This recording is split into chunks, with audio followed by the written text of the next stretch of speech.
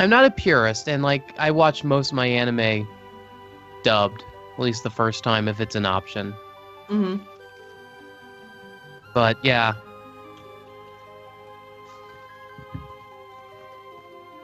Anyway, nerds being nerds.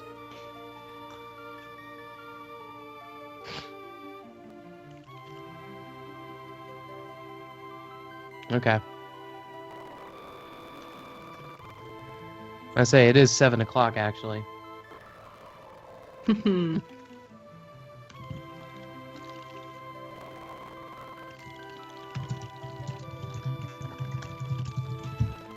would really be funny if they were accidentally broadcasting and people just listening to us talk about Contributing to chat in the meantime. another film I've never seen. Really? You've never seen Rocky Horror? Yeah.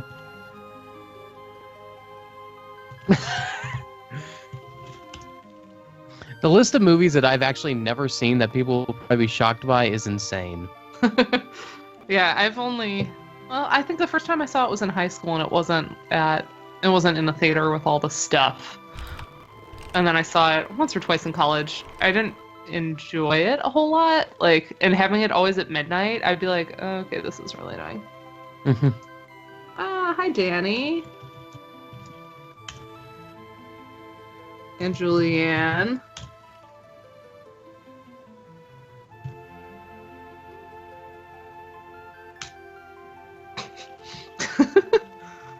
Okay, I just saw a whole crap ton of chats pop up. Yeah.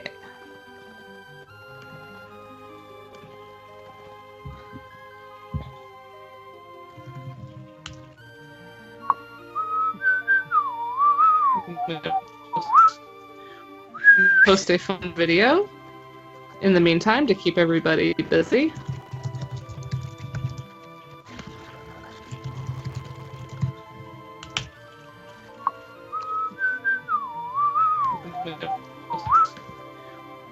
Post a fun video in the meantime to keep everybody busy.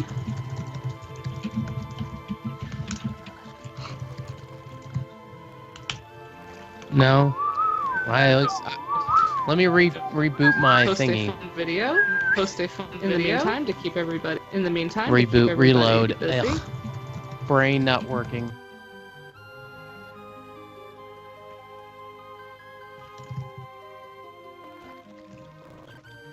Alright, I'm gonna reload too.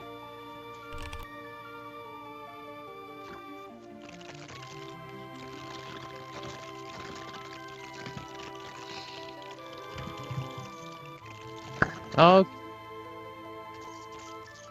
I see, at least I see part 3. Ooh. Nice. Ooh, I think I'm gonna get an ad. Ah. Bullshit, No. bullshit. Hey, I got Don't we stuff. all? Ah, now I'm getting an echo. Mm-hmm.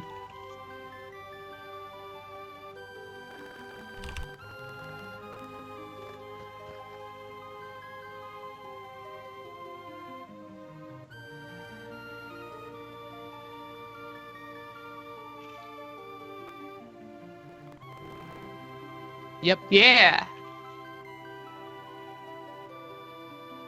What? Or as they would say in anime, oh. Oh! Does that make us racist? We're just impersonating anime. I don't think so. I don't know, the rules are a little... That means Okay. everybody in my Japanese class was the same. They always talked like they were in anime.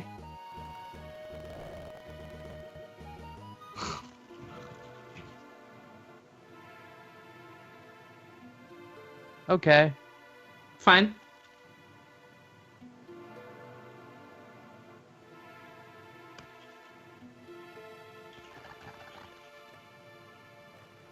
Alright. We're gonna do this thing?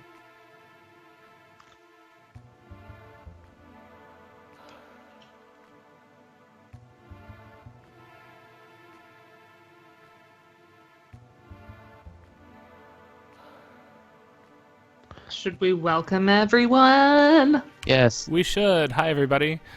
This is our third broadcast of Final Fantasy VI. Hopefully, probably of 5 or 6 total. We'll see how far we get.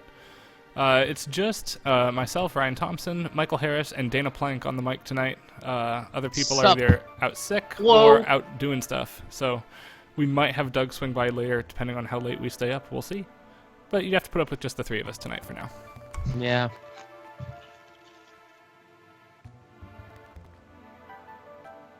Anyway.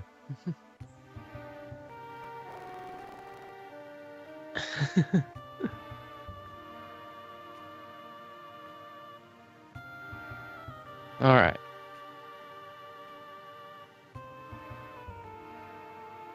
This is one of the only big plot conversations in the whole game that doesn't get a separate track. It's just the town track keeps playing here. Mm-hmm. Mm.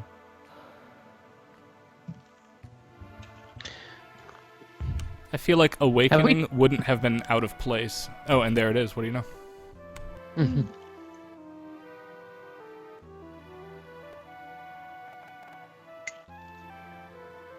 Oh, that's right. You're ahead of us, aren't you?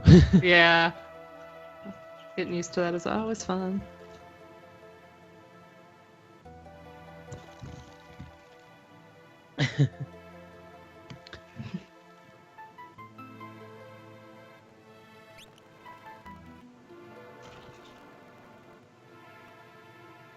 Something about Awakening reminds me of the jazz flute scene in Anchorman. I don't... It's like, it's the little pitch bends. It's like it's trying to sex up this flute part. I don't know. I don't know what to do with that. You can just leave it right where I left it. Julianne says she sees a clock.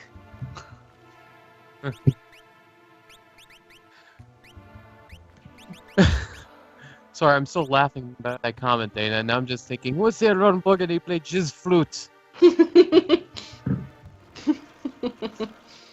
Which will inevitably lead me to my undergrad jazz band director, who was Czech, saying, "This is the Truman State University Jazz Ensemble. We'll be right back." Oh dear. All right, guys, we have a little bit of business to take care of in terms of organizing people, so I'm going to do that right now. Okay. And also we get to hear the Blackjack theme and explore the Blackjack. This will probably be the only time that I bother doing that, so enjoy it while it lasts. That's fun.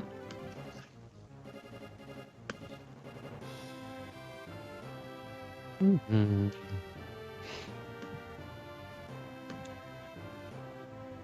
And the reason I'm doing it is the game makes you use Terra in the next sequence, so I might as well prep her now.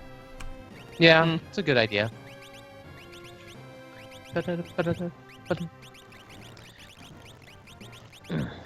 Sing every song you know that has business in the lyric. Go. Do you own the board game Encore? Yeah. I do not know this game. It's basically Encore. that, the board game. Yeah. You start singing a theme and then people have to guess it, right? From the...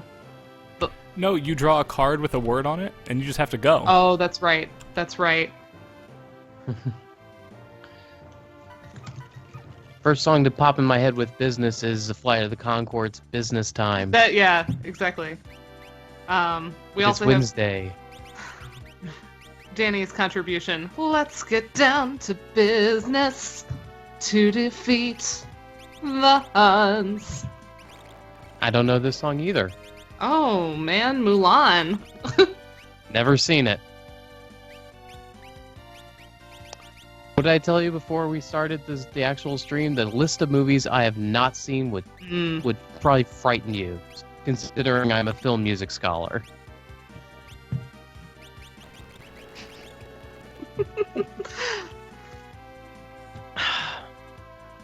Mulan has everything you could want. Strong female characters. Osmonds. Okay, your list is slowly becoming less and less specific. Actually, that was I was not a big Mulan kid growing up. I only saw it once or twice, so I know that song pretty well. I was not a The kid other order when of Mulan business we came out. have, by the way, is this house that we skipped which is why Dana died last time, because we didn't get the stuff from this house. Now we must go get it. Jeez, Dana. No, I didn't skip it. No, yeah, I skipped it before I skipped passed it off to Dana. And It is then my fault. underleveled, and I never play underleveled. I play like freakishly overleveled everything I play. So this is why Ryan's playing this week.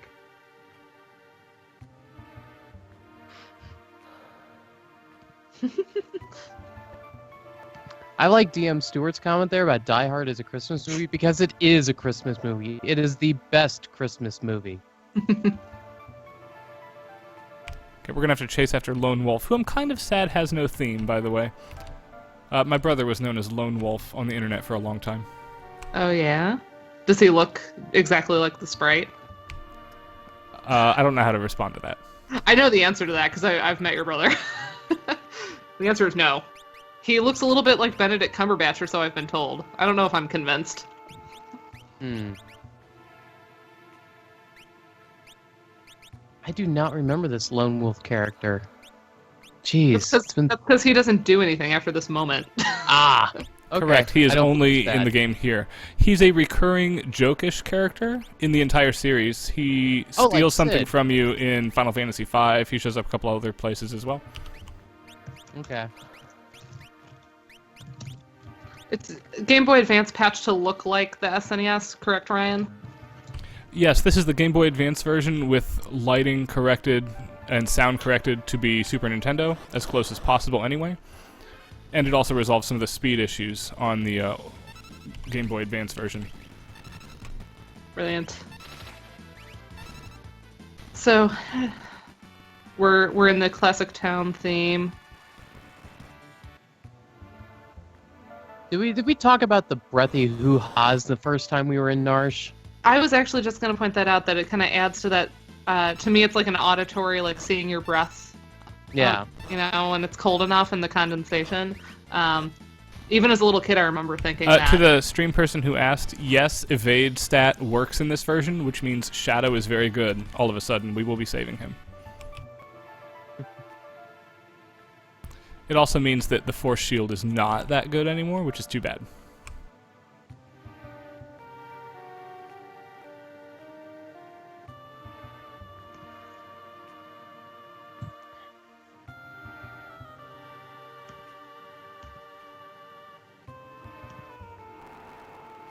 So weird memory that just popped in. Since one of my first major experiences of Final Fantasy was playing Final Fantasy Legend on the Game Boy, which had the option occasionally of you eat the meat to transform your character.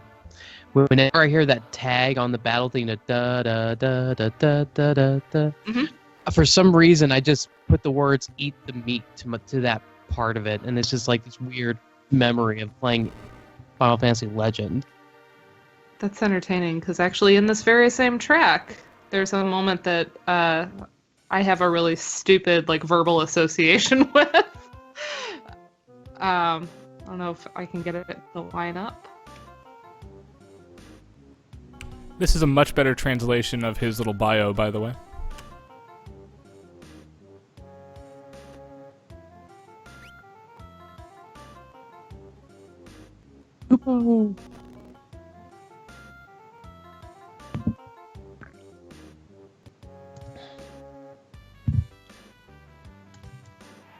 Oh, Mog's theme. Let's talk about Mog's theme for a second. Yes, let's please.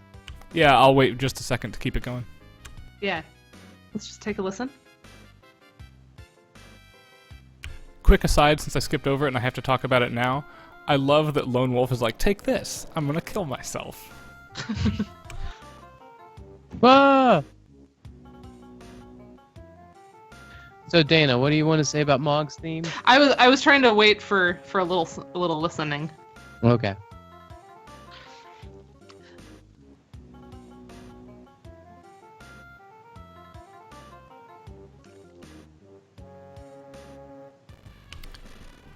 Okay, so this one, to me, you know, and Ryan can jump in a little more on the Mog theme. It sort of reminds me of like an opera buffa. You know, especially this boom, boom, boom, boom, like really low in the bass. It sort of reminds me of that sort of part writing. Yeah. It's obviously one of the more lighthearted themes in the game. We would do well to remember it is not original to Final Fantasy VI. When did it first pop up? There's a Moogle village in 3 and in 5. Okay. And I mean, Famicom NES 3. I figured. But there's something very hopeful about it. Just the melodic contour that we keep having these leads. Da da da da da da da da da da da. Yeah. There's an incredible version of it on the Final Fantasy V Arrange album that just sounds fantastic. Like this giant hoedown happens. I can hear that. The wide leaps are slightly Copeland-esque. In any case, that's our Copeland-esque, yeah. business in Narstone. Got Locke's weapons, got Mog. We're out of here. We're out of here. And where are we going next? No one knew. Back to the Imperial Continent, to the Cave of the Sealed Gate. Yeah.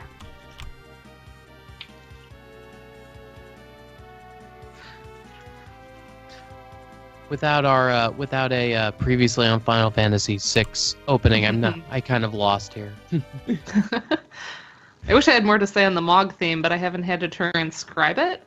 You know, I viewed it as kind of generic wackiness. It is sort of out of character. There's very few themes that have that sort of lighthearted. Both of the recurring themes for characters, Mog and Go-Go, I don't really think I have anything to say on them in the context of Final Fantasy VI, since they're just themes from the rest of the franchise brought back. Go-Go is in 5 as well. Really? Are we getting Mog's water dance? Are we gonna? Oh, in Make the sure we do advanced that. version, we don't have to waste the time to do that in the World of Balance, because you can get it in the World of Ruin in this version. Great. Yeah, Leviathan is actually added into the game, and we will collect the water dance as we fight him. Nice. And yes, sorry, I'm reading the chat only every once in a while as I play, because I have to look Yeah, over the it's other fine. monitor.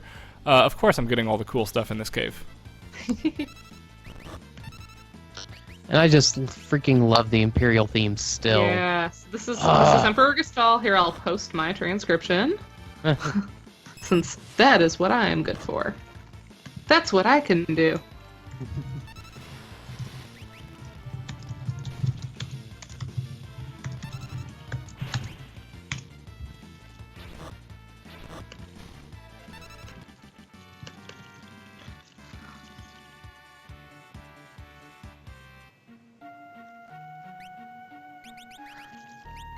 Yes, this Imperial theme, we have kind of it's sort of a reverse of the Catastrophe theme, which let me post that one real quick. And it's also the opening motive from the very, very beginning of the game. Dun, dun, dun. Yeah, the da da da. It's da da da da. It's the falling chromatic instead of the rising chromatic.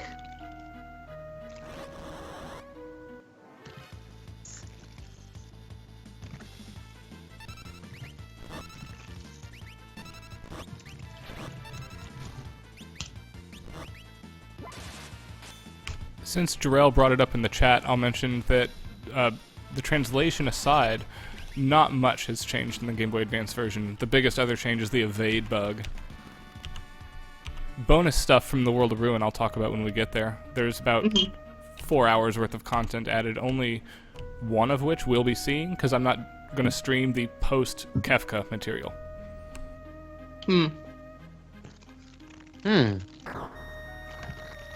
Okay, so while we are hearing a lot of kind of the same material over and over again,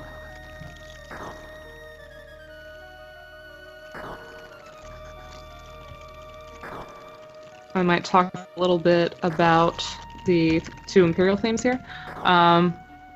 While we are going through the cave and hearing the Esper world theme again.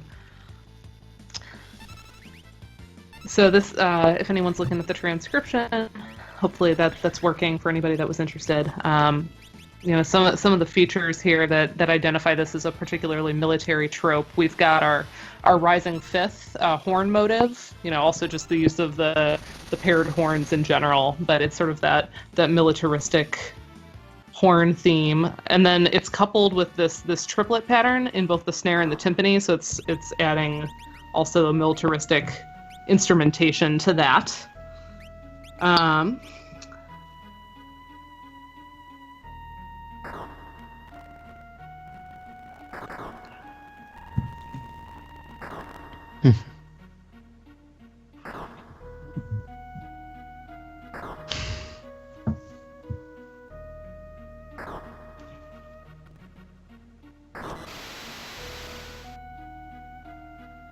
And as I argue in go ahead. No, I whiffed. You'll see. As I argue in my chapter on this, all these themes associated with kind of power or the Empire more generally, they have either the rising or the falling version of that chromatic motive at the start. And it is interesting that Gestalt / the Empire one is the falling one, kind of foreshadowing that the Empire is going to fall. And Kefka's theme are the ones that associate like catastrophe or the gaining in magic has the rising version. So maybe it's simplistic, but it convinced me. It sounds good to me.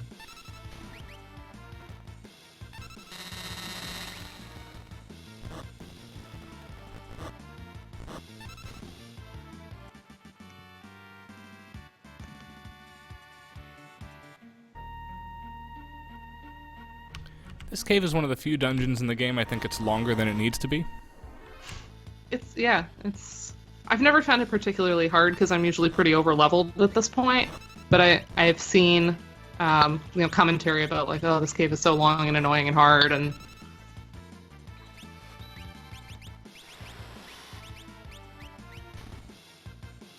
it's not particularly difficult, it's just that the distance required is big.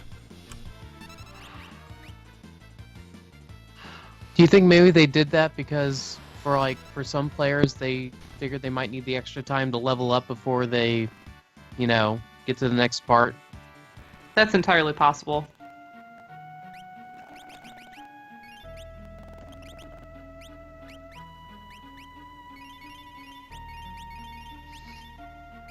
I'm just noticing how much higher the XP and everything that you get in this cave seem to be relative to what we were seeing previously.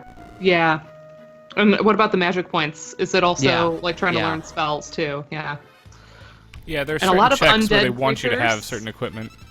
Yeah. Right, there's a lot of undead creatures in this cave as well. Correct. That's why you'll notice the holy thing from Sabin is doing a ton. Lots of flying things too, so if you were smart enough to buy the twin Hawkeyes for Locke, you'll notice he throws them at them instead of swings for a ton.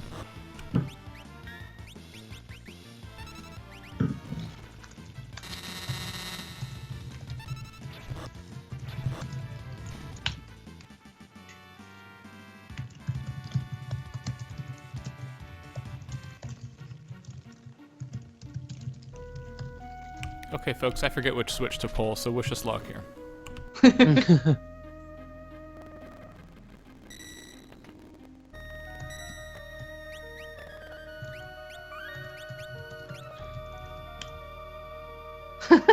What kind of ice cream, Julianne?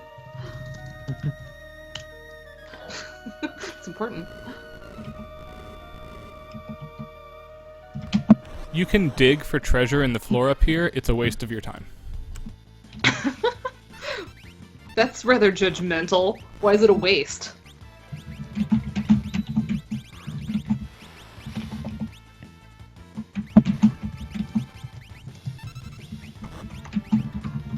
There just isn't much there. There's a couple hundred gold and some potions, but nothing like equipment.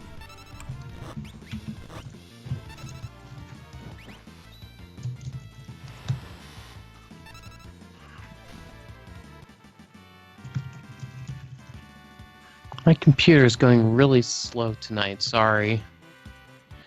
Everything's stuttering.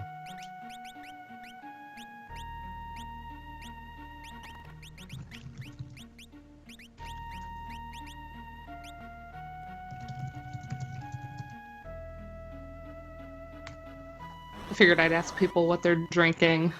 I'm gonna be having On the coffee soon. chat. I can't wait. Yeah, coffee's good times. Um, Is it a good coffee? Is it flavorful? Is it full-bodied? It's decaf Verona from Starbucks. Good times? I mean, the stuff you buy, not like I went to Starbucks and got it. So it's a little better than at Starbucks, but still not super duper great.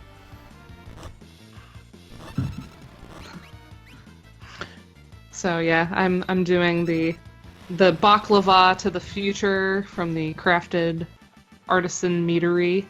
I recommend it. I tried. They do a lot of funny flavors. I was saying before we went live that the chocolate one I did not enjoy, but this baklava one is really good. So if you're into mead,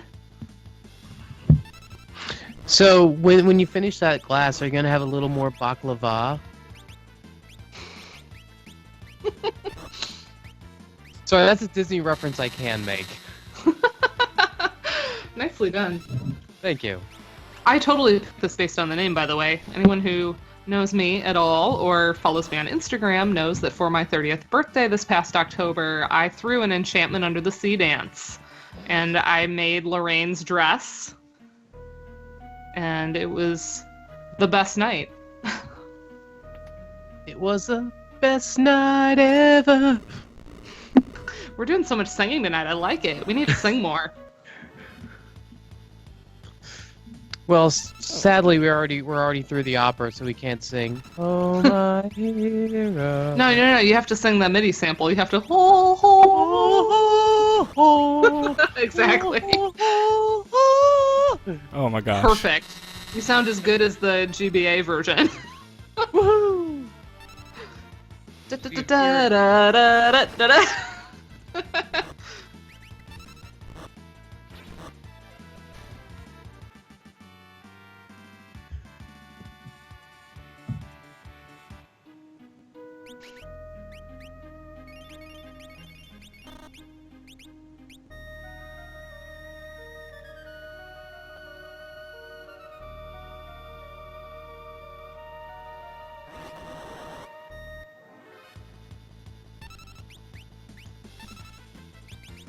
So much waiting around for new music to happen. It's Yeah. coming soon, we promise. It is coming soon. I'm almost to the end of the cave.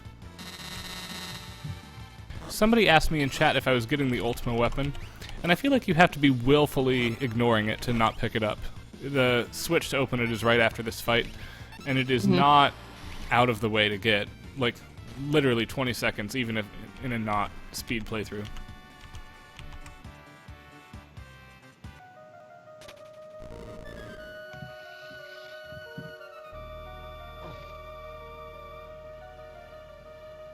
I always found the fights the most annoying thing about playing these games. Like, all you want to do is just get to the story.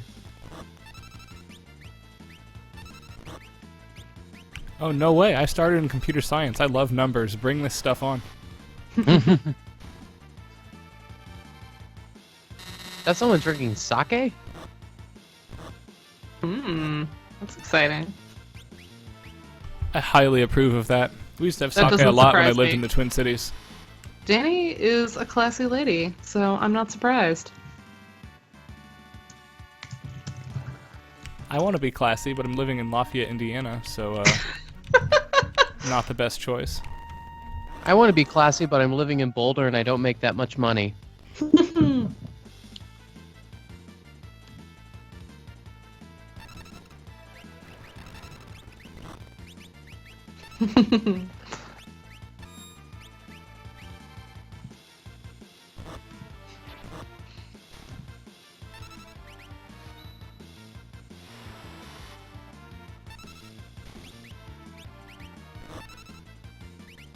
I feel like we just need to start telling random jokes while we wait for this section. Anybody have any favorite jokes? We haven't actually So, talked about the Mr. victory disco much yet. We should do that at some point. Also, it's the I know victory that- disco. I know that sometimes when I have a victory in real life, I actually throw my arms up and down just like the sprites do, and I hum it. So it is very victorious. bum, bum, bum, bum, bum, bum, bum. Is that really a disco though? No. They dance like it's one, so I'm gonna call it one. Okay. I was rolling through my disco lecture. Yeah, I think for I'd give you the dance class. for that.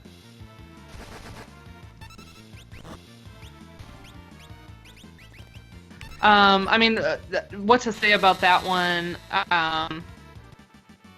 It shows up in all of the games in some form, Yeah. right? Also, the weirdest thing about Right, this Ryan? victory thing, it does show up in all of them in some form. Yeah, in in 15, some form. In 15 doesn't Prompto wanna- randomly sings Prompto it. hums Yep. it. Yeah. Yeah. Watch Terra's sprite for a split second. I've always thought it's weird that when her arms are up, parts of her dress seem to vanish to me. Yeah. Like, Sexy. that's super awkward.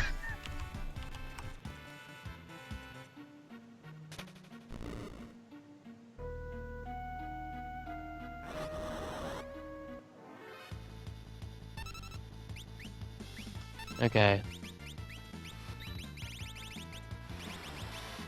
Oh yeah, it's like her knee or something becomes huge. Yeah. She's just got really strong thighs, you guys. Don't even judge. So, she's knocking you out with those American thighs? So many references.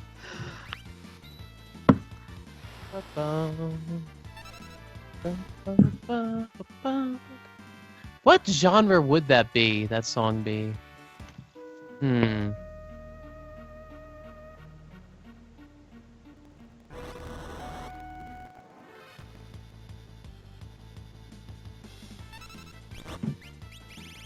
I keep hearing this battle theme over and over and over and over and over again.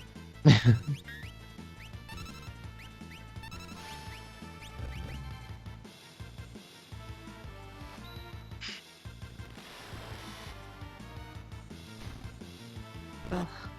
What to say about this battle theme? I will say that the very first measure, the little violin flourish, I had to slow that down like 75% in order to do the transcription because I was like, I am not missing a note. There is no Nice. way. Everything else I was able to transcribe pretty much. I isolated channels, but I was able to do it pretty much at tempo. Question God, from that- chat. Kate ugh. Sith used to be Stray in the original English translation. Yes, stray. Kate Sith is more correct, or at least it's in line with what 7 does, so why not do it here? It's supposed to be the same character, though. Mm-hmm. I brought that up in like I think was it the last chat or the first one where we actually got that, and I was like, wait, Kate Sith? Yeah. Yeah, hey, and before I move on to the music here, a reminder, just so we get it on this stream as well, this wind, for some reason, is very popular, and it is used here, and in Chrono Trigger, and in Chrono Cross, so even across another system, this sound effect carries over. I mean, yeah, I guess we've talked about it every time it shows up, but it's a particularly hollow wind. Mm-hmm. It's like a cold, like up on a mountain. This is Yeah, not yeah. like I don't picture this as like Chicago wind. I No, don't this know. is like- Julianne can Right, tell right. us if this sounds like Chicago, but Yeah, it's the wind like in winter on top of like a mountaintop in the Japanese Alps. yeah. Fuji. I always thought you were going to have to do something here. Like it'd be a timed battle where you have to fight Kefka. But Julianne that's not the confirms, case. not He's Chicago just a wind. loser.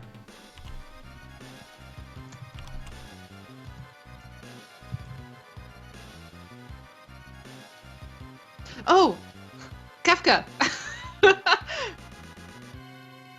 Yes, but not Kefka's theme. This is the Oh No, Bad Things Are Happening theme. I forget This what is it's the Oh No called. Bad Things Are Happening theme. This is oh gosh, what is this one called? This is the I have it. Hold on. Is this Metamorphosis? Yes, this is. Let me post Yeah. it.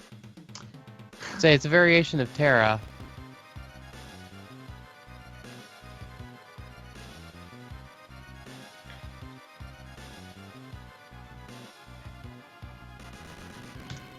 And look, the Alright. fight starts. You think you're going to have to do something. Mm-hmm. So basically, what is there to say about Metamorphosis is basically extremely chromatic. To me, it kind of represents like swirling winds or like dark energies. We have a lot of these triplet patterns and 16th note patterns. Everything's traveling in dissonant intervals.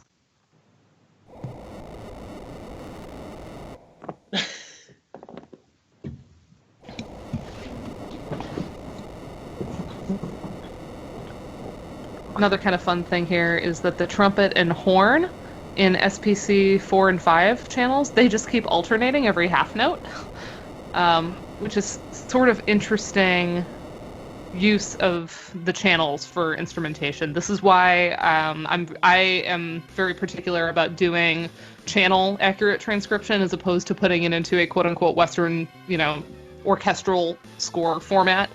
I like to, for one thing, you'd see maybe if it changes midway through from violin to like harp or something, you would have a lot of rest and there'd be a lot of empty space on the score.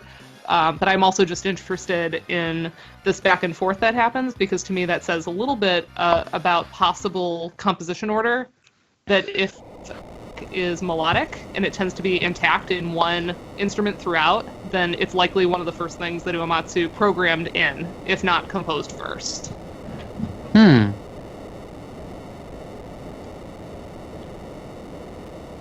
Yeah, I really admire that process, and in future work I'm going to do it that way, and probably give you credit for doing so. But for my dissertation, what's done is done. I'm not redoing it. The transcription takes forever. I mean, it was something I decided really early, just because of the way I was using the channels and splitting them individually. It just made sense to me to go channel by channel. So it was sort of an accident that I ended up coming up with this back-end reason for.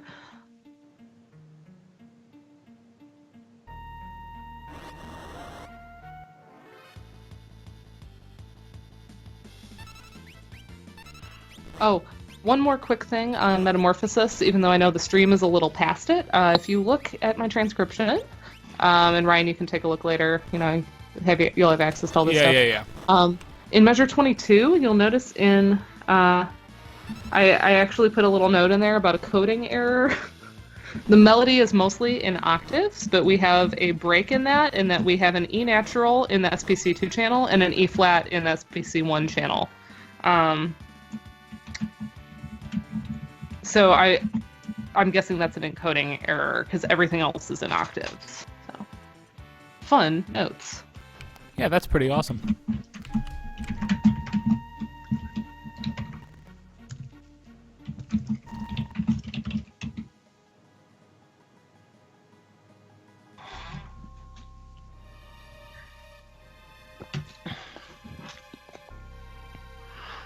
This Empire theme, I know it's going to pass us by. I'm going to let us listen to it for 1 second, though, because it's so good. And this is one of the last times we really get to hear it without any complications around. Mm-hmm. Okay. And I'll be really honest, I just want to drink my coffee for a split second. It just arrived. Thank you to Addie for playing House Caretaker while I play. Coffee delivery system.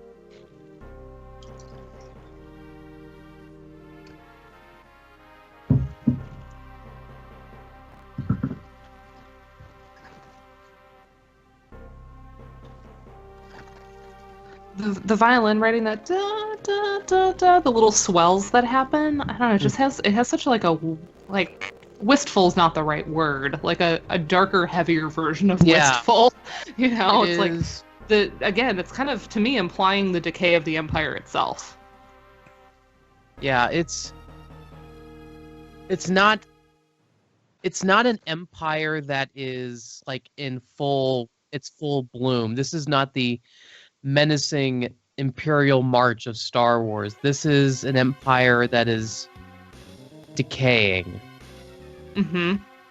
And we're entering right at the moment that they think they're gaining more power, but the power is going to overtake them. Yeah.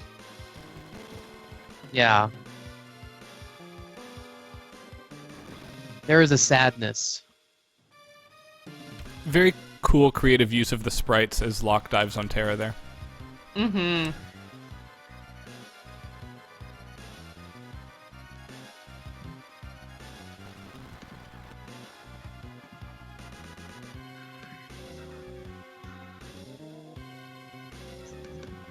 So as we're on the airship, we're back to catastrophe, right? Yep. Or not catastrophe. It's metamorphosis again. What am I doing? Metamorphosis. Sorry, I agree with you because I messed up too. It's Well, sometimes it's both of these tracks show up at very climactic moments. And so I always have to check myself. Which one is it? Such heavy cymbal emphasis too. It's, you know, every bar we have a cymbal hit. It's kind of excessive.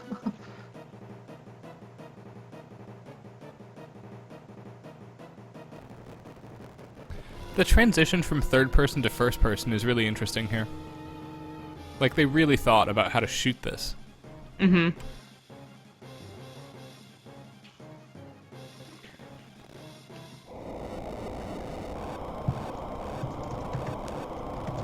Yeah, Julianne points out that Metamorphosis has a regular drum set and not orchestral drums,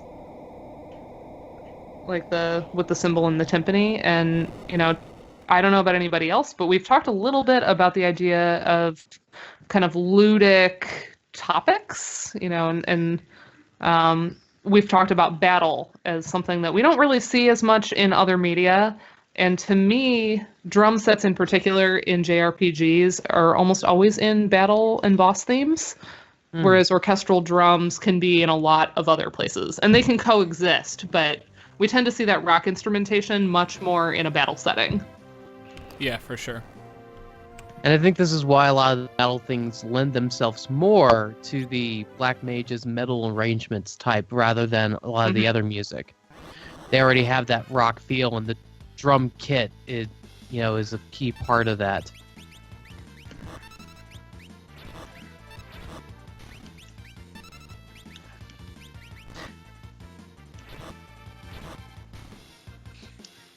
And, you know, one question as well is, we know that Uematsu wished that he had been in a prog rock band. He speaks about that pretty frequently. So was that just to him that's like high energy, that's the exact sort of feeling you want to capture for a battle, and then other games followed suit because he's so influential? Or is everybody thinking, well, you know, drum kit is very active and it can do a lot of things at once, and so it's really multifaceted and energetic and perfect for this setting? That would be interesting to trace it back, because, you know, especially when were those sounds widely available in a video game system in its music tracks? Music. What's the word? By the Well, Super Nintendo, you have pretty much every type of sound available you want. Okay. I mean, it's still a little... Because these are not chiptunes, right? These are samples. They're just low-quality ones. Mm-hmm. The big differentiator between the Super Nintendo and the Genesis is that the Genesis is still FM synthesis, and this is samples. Yeah. I think the other place, if you're really trying to track down the history of that sound and association, would be to look at anime from the period. You know, what was anime doing at that time? And Michael, I think in general that is an area that needs a lot of interdisciplinary work between the film and TV scholars that work on anime and the video game folk, because I think there is a disconnect, and of course that's going to be an influence. And, you know, Japanese film, you know, there's a lot of references that Americans are probably missing in doing the Ludo work.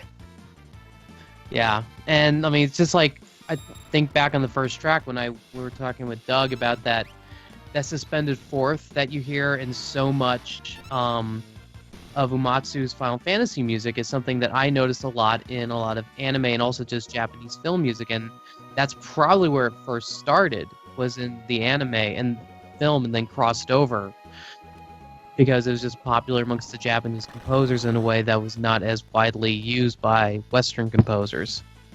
Mm-hmm. So Danny brings up in the chat associating the flat 7 with a rock groove. And that's exactly That's exactly how I picture it. You know, that we kind of see that Mixolydian thing going on, showing up in a lot of the 1960s garage rock in particular, having that flat 7. So I agree. I concur. Yeah, I agree as well. Quick detour, by the way. I want to get the other healing Esper right now while it's convenient before Vector. Mm-hmm. So you're going up and buying it, right? Yes. Is this Scraphim? Correct. Mm-hmm.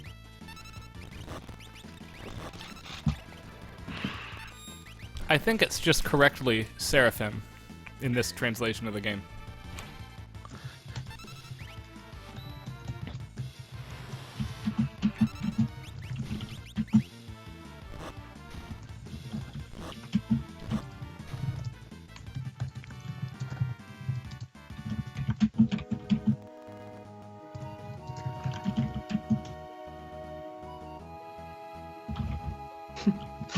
I mean, yes, she's a cheaper Esper to obtain after the world ends, but why not get her now? The more characters that know healing spells, the better. Even if you're not me, where you teach every character every spell, it's useful to have most of your folks able to cast a cure in a pinch.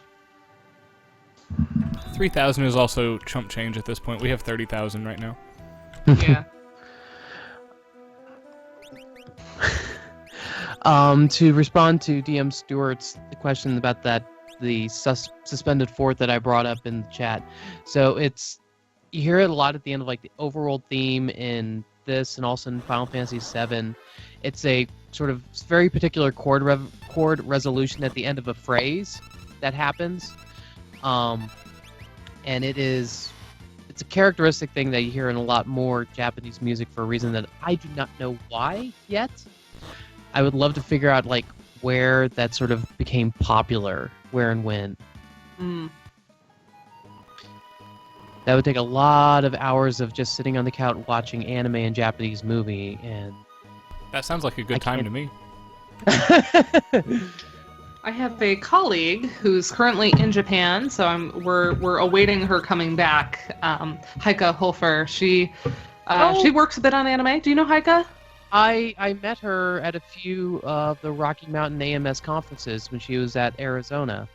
Awesome. Okay. Yeah. So she's been doing a PhD, and as she's gotten closer to candidacy, they suggested, you're doing anime, you really need a kind of fluency, where you can watch it without any dubbing or any, you need to be able to watch everything and know exactly what's said. So she's over there teaching English and just soaking up all the Japanese she can. But she's actually working on Western classical influences on anime. It's very interesting work. I should probably have a longer conversation with her because that dovetails with aspects of my work in that it is part of what I was looking at in the post-war era was how classical music, copied without being reused because of various copyright thingies. Well, and Heike, too, I know, was sort of suffering from I can't seem to find my tribe in the AMS, American Musical Society. So I've now met several people working on anime, but she hadn't gone to Music in the Moving Image, and I she just felt like every time she went, she wasn't really interfacing with the right people. So she's doing such interesting work, but I think she's done it kind of in isolation. Before I have to really focus and run around talking to people. Hold up. DM Stewart. The Red Robe I'm sorry people? for you, Dana. I used to live in North Canton. Don't even. Cleveland is the best city in the world. Don't even. The Red Robe people are like the strongest Star Wars reference in this entire game for me. I've never seen them as anything but the stormtroopers that guard the Emperor. Yeah, the Imperial Guard.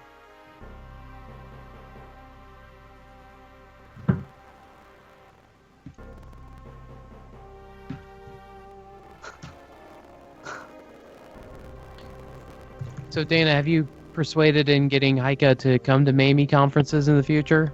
Well, she's still in Japan, but when she comes back.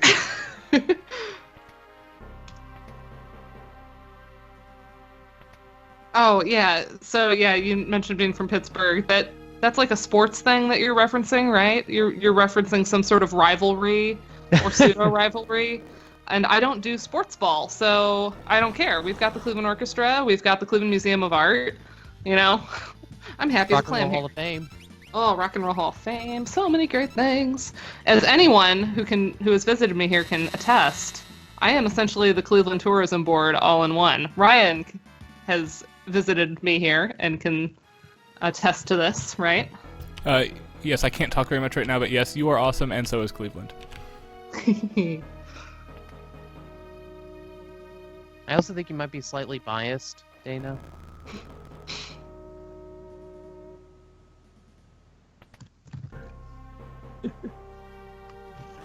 I love that this person has a new line, and it's an amazing line. What's the line? You're about to get there on the stream. You'll see right now. Let's see. Okay. Da-da. The guy in the back. Okay. About the research faculty or the guy in the toilet? The guy on the toilet who says poo on okay. peace. Oh, that's amazing.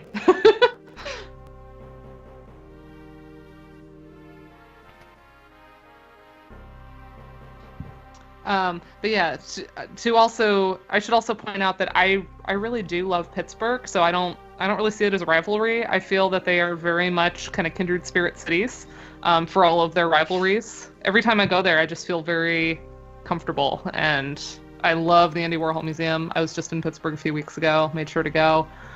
Went to IKEA for the first time. That was a new experience. As my friend who's studying Swedish would correct you right now, IKEA is how they say it in Sweden. Ah. But yeah, They don't just say bork, bork, bork. no, that's the Swedish stuff now. Bork, bork, bork. Yeah.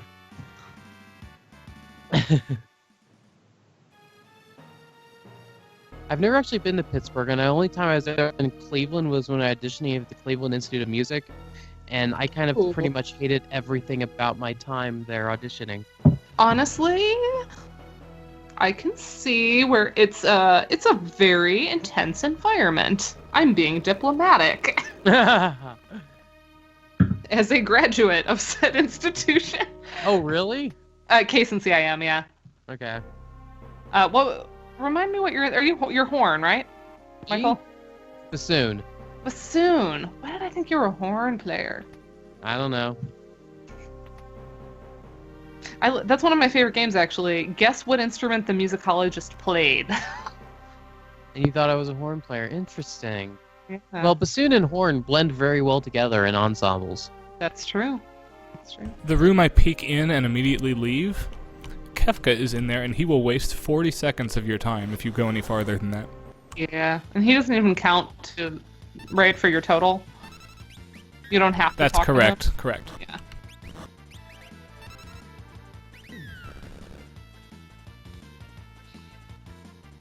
Yeah. Will Gibbons actually told me that I don't seem like a violinist. I get that a lot. Yeah, you don't. And I know that people mean that as a compliment, so I usually say thank you. Okay, team. But then that's I'm like, everybody. so We're what do done I seem early. like? There's never a good answer for that. Clarinet.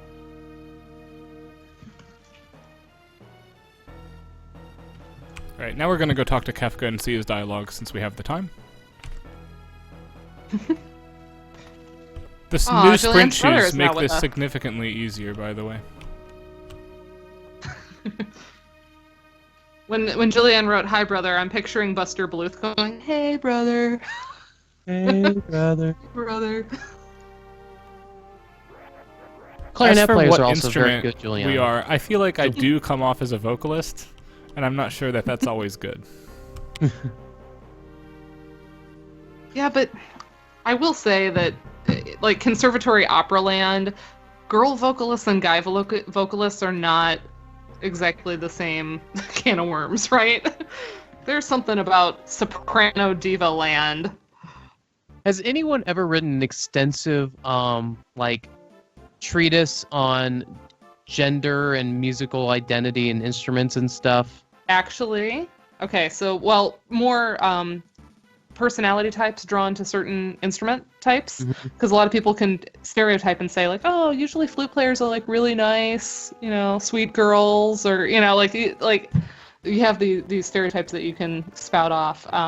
That research exists in the music ed literature. It's not really in musicology, but it has to do with recruiting like 5th grade players and sort of figuring out what's a good fit based on the kid's personality if you know them at all. Hey, 2 quick things. First, from the chat, tenor divas are absolutely a thing.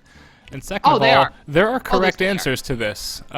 These are not actual options. If you answer incorrectly, you get less loot at the end of this. Yeah, and you know all the answers, right? I do know them all, but I just wanted to let stream viewers know they're not actually up for debate. There is a correct way of doing this. Mm-hmm.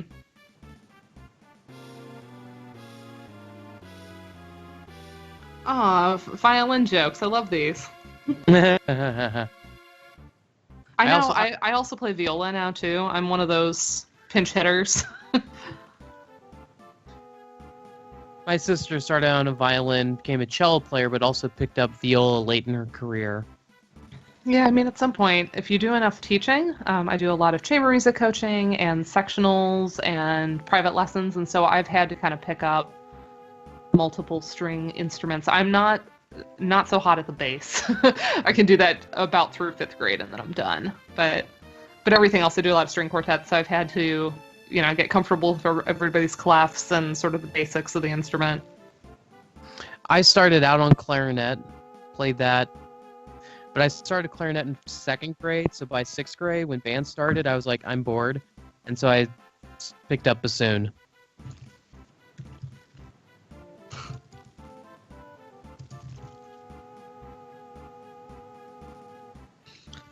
There's a comment from Julianne's brother. I don't know your name, Bassoon Dude. I can call you Bassoon Dude.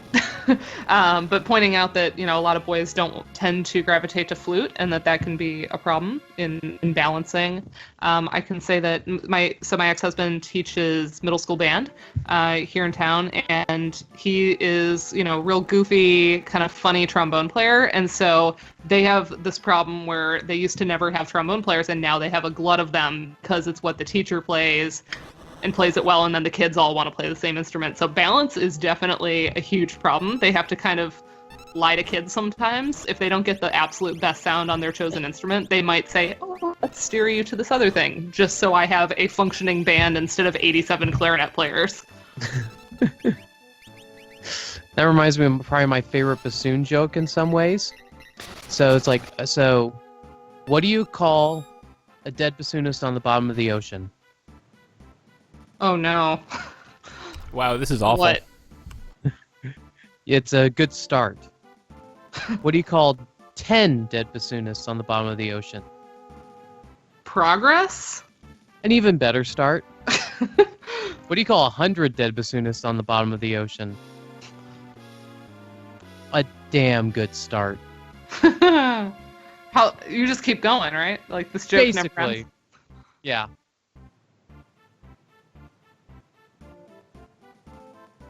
I love bassoon jokes. They're good. There's a certain balance to this. Back to the music, it just occurred to me. This is the same music that plays during the returners' preparations and planning? Mm-hmm. Oh, yes. We've been hearing so many repeats that pointing out that, how interesting. Well, it's technically you're kind of the returners' representatives meeting with them. Correct. And we've had so many Empire themes up to this point. It could just be to provide a change in the soundtrack, recognizing that the returners are now meeting with them.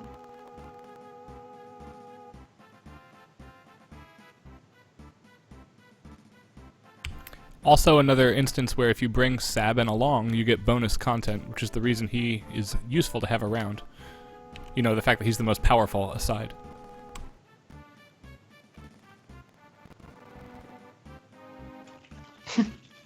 The bassoon burns longer from That's the probably chat. one of my favorite bassoon jokes ever. There's a violin viola joke that's the same way, where the difference between the violin and the viola is the viola burns longer because it's bigger. Yeah. I also like, how do you get two oboes to play in tune together? Shoot one of them. That's also a viola joke. I think that's pretty much every joke. Every bassoons and violas are kind of similar. Yeah. So my all-time favorite instrument joke. Gosh, now I'm forgetting how the setup. Crap. How do you know when there's a percussionist at the door? Oh gosh, I know this one. Hold on. They come in early or something? The knock speeds up, and they don't know when to come in. They don't know when to come in. That's it.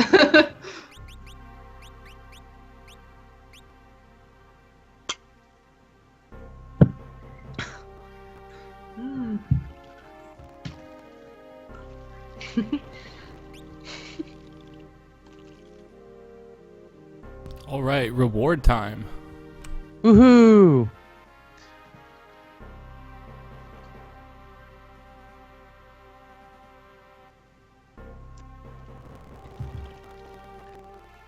Oh my god, Cat.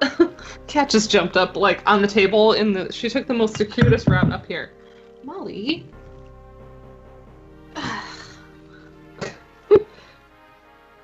Michael, you can wave hi. Nobody else can see us. Hi, What's Molly. the cat's name? Her name's Molly. Hi, Molly. I don't know if she's not feeling very talkative. She'll sniff the microphone though.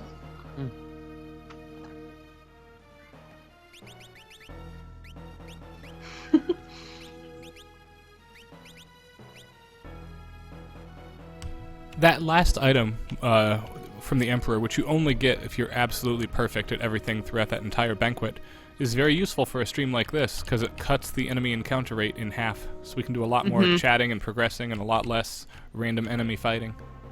Yeah.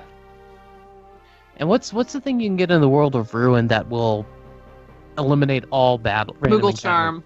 Ah, yes. I don't know if it's still called that in this game, but I think you it's have to Malulu's charm in this game. Malulu. Who's Malulu? He's one of the Moogles, or maybe she is one of the Moogles that joins with the group. Are Moogles gendered? I don't know. That's why I said or.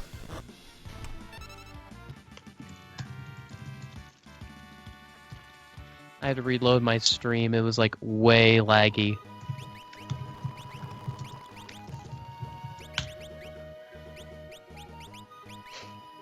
Okay. Someone brought up Arvo Parrot in the chat, so I wrote, "Holy minimalism, Batman!" Rim shot. Hey, someone came in with the answer in the chat. Yeah, I see that. So Moogles are gendered. Interesting. Well, because, yeah, in one of the early fight where you have to use all of the Moogles, there's like a Kupapa and a Kumama, so implying that there's men and women.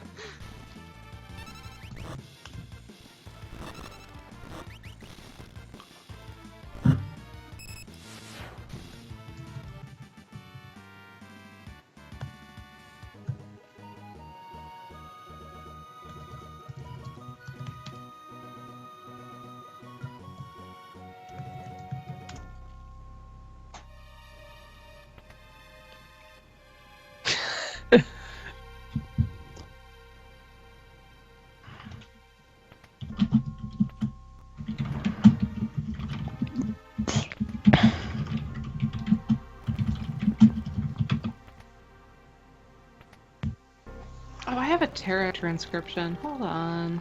/ overworld. All this time we've been just wandering. I've just been like listening. Let's find it. Huh, none of that stuff is actually any good except maybe the Hermes sandals and the money. But that's okay. You can always sell the stuff you don't need.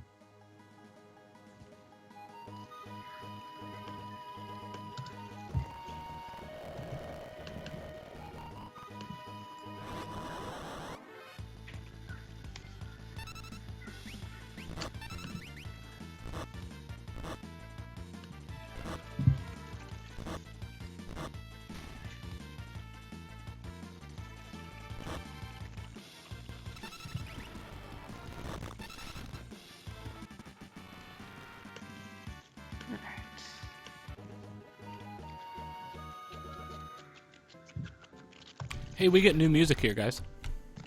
We do? Exciting! Yay! What is it? It's I'm still not there Celis' yet. theme for the first time. Oh, fun. Will Gibbons is texting me instead of watching our stream.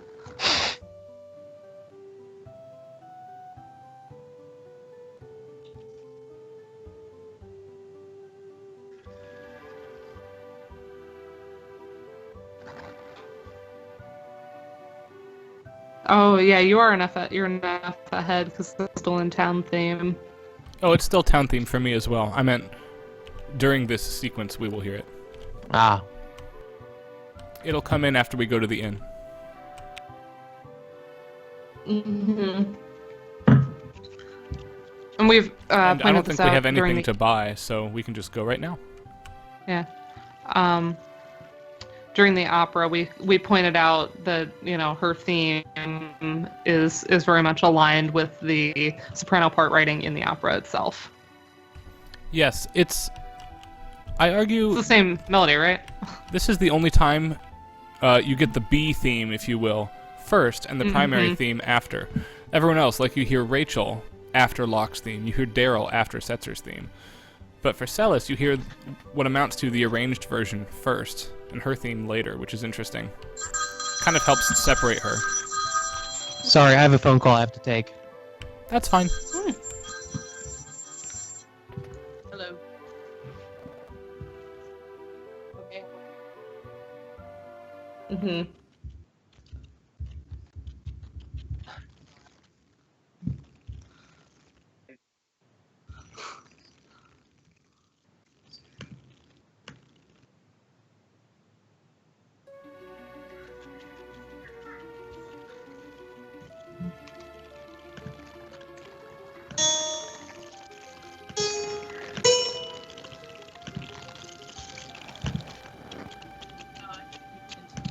All right, I'm gonna export my Terra transcription. Get that uploaded. Now I finally catch up to our swelling string theme. I always kind of associated this as a love theme for her and Locke as well. Take it or leave it. I think it's because of that, like, the double triplet accompaniment intro. Mm-hmm. Well, and it's just the lush string writing. It's very romantic. It's very kind of old Hollywood. Yes, and the music box timbre here as well. You associate with that. The music box kind of brings this nostalgic element. It's clear they're not together yet. They're still working through their stuff.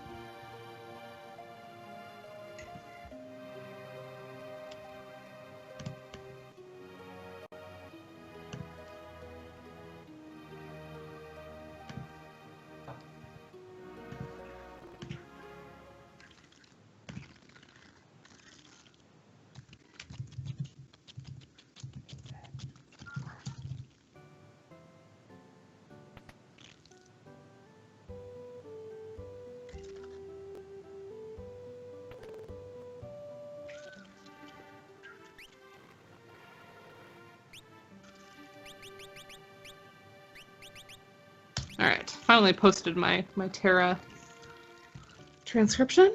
Ignore that I have so many things marked as guitar.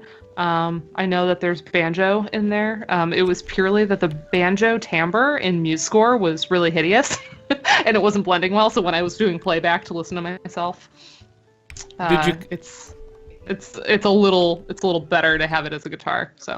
Did you catch that while I was in the relic shop, it plays the occupied city? Mm-hmm. Well, it is an occupied city. Yeah, all of the towns on that continent will play that theme for now. Mm-hmm.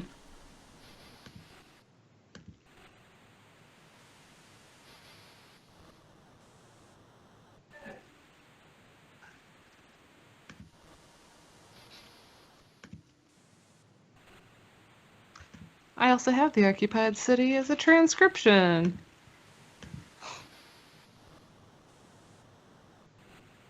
Let me find that one.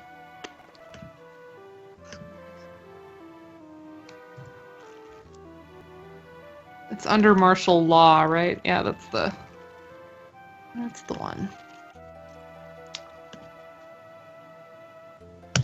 I'm like a broken record. I have that.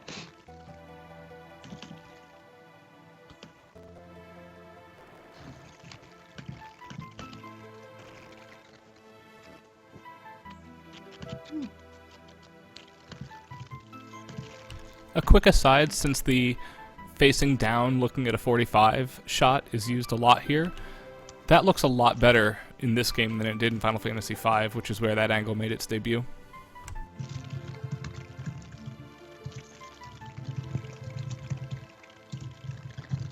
I think these sprites are the pinnacle of what you can do in terms of this style of animation.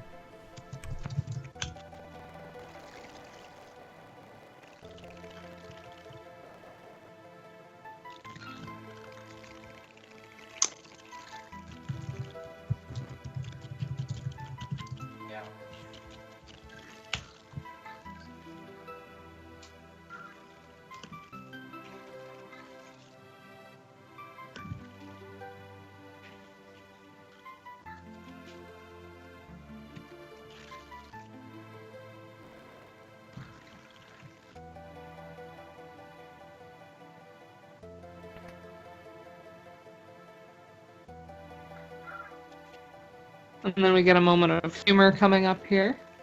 Right? I've always thought it was interesting that we choose to cut it with the humor here, yeah. Shadow's serious talk is actually pretty good. It's the lock moment after I'm talking about. Yeah, it's the lock moment. Also, you have to process him having his own thoughts right now. Consider he knows where he's going. Yeah, that's true.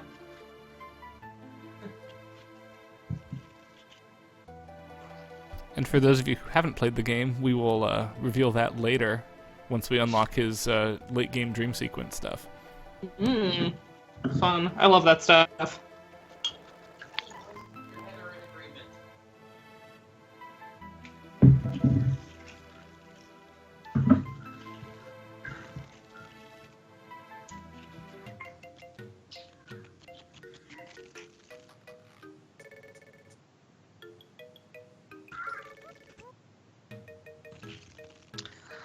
That's going back a little bit, so I know it's not what we're hearing in the feed necessarily, but in the under martial law, I just want to point out, sort of as a bookmark for later, the juxtaposition of the martial elements and the militaristic, the snare drum, the use of brass, with the harp in SPC1. And, just sort of the incongruity of the harp with that, harp associated more with like cherubs, with heaven, with lightness, femininity. Exactly. There's an interesting juxtaposition that happens, and that gets exploited quite a bit further, at the very end in the Kafka themes. So the harp is sort of associated with flights of fancy, and it comes back to represent one aspect of his deepening madness. I argue that there's 8 or 9 different markers musically that are trying to show us what the game has been telling us all along, that he's unhinged. But part of it is that we have this incongruous matchup of harp with military topics. I'm excited about that. I've always felt bad him giving her the cold shoulder there.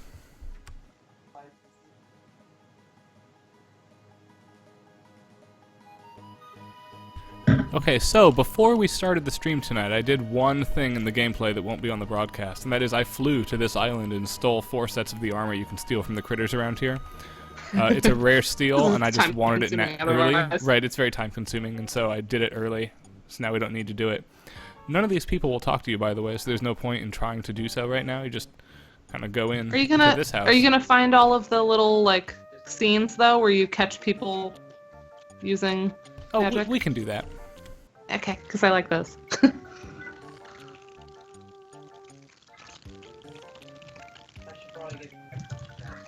Sorry.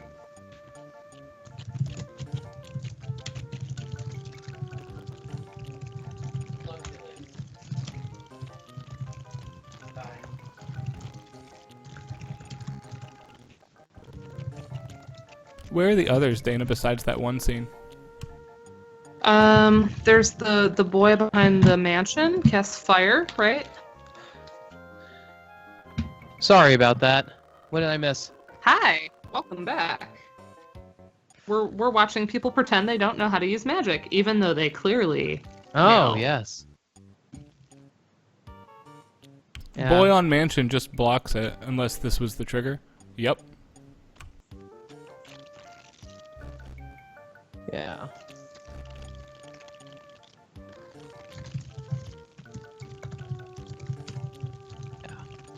I didn't I know just had about a that friend pass particular her sequence. dissertation defense, or her dissertation proposal defense. So she was Very nice. wanted to talk about some of the things, and it's like, what did you do about such and such and such? So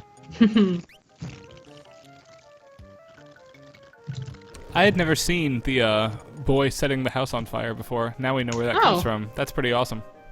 Yeah. Yeah, I like queuing that one in particular in light of the dungeon we're about to face.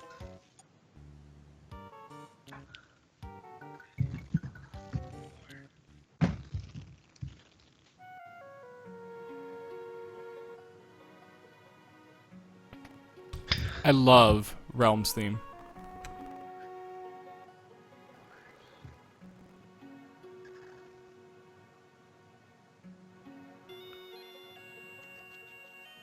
oh yeah. We didn't really talk much about the Thamasa theme, which is unfortunate, but It'll come Realms back was in a minute. very sentimental. I feel like her music imbues her with an age that she doesn't actually possess. Does that make sense? Yeah, I mean, you have the wistful acoustic guitar combined with oboe and what sounds like it's supposed to be some sort of Irish pipes. Mm-hmm. Yeah, with the ring, ring, ring. Yeah, it's like the Ulian Yeah. pipes or something. Yeah. I'm just thinking of the Battlestar I don't know Galactica if I don't know soundtrack. if I read it as. I mean, there's wistfulness and there's age, but I also she's an artist. She's painting what she sees, so she's a very sensitive child. So it could be that. You know, and she's being raised by her grandfather. You know, in theory, she's an orphan at this point in the game.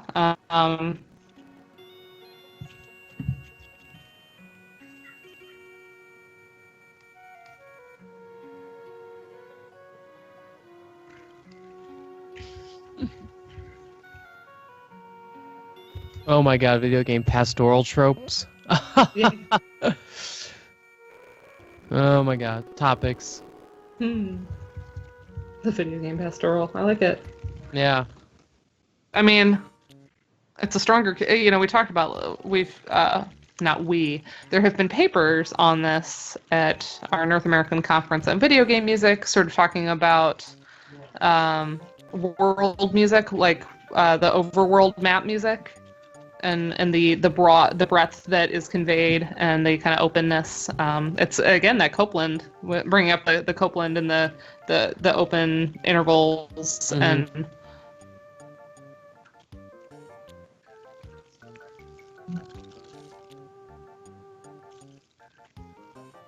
So, Tara's advice to let's have a look around the village, you're actually supposed to find those sequences after this conversation, I think. Whatever. Eh. We're gonna do it our own way. Gonna make Final Fantasy VI great again. Oh, geez. No, don't do that. We were doing so good at not making any political references. Sorry.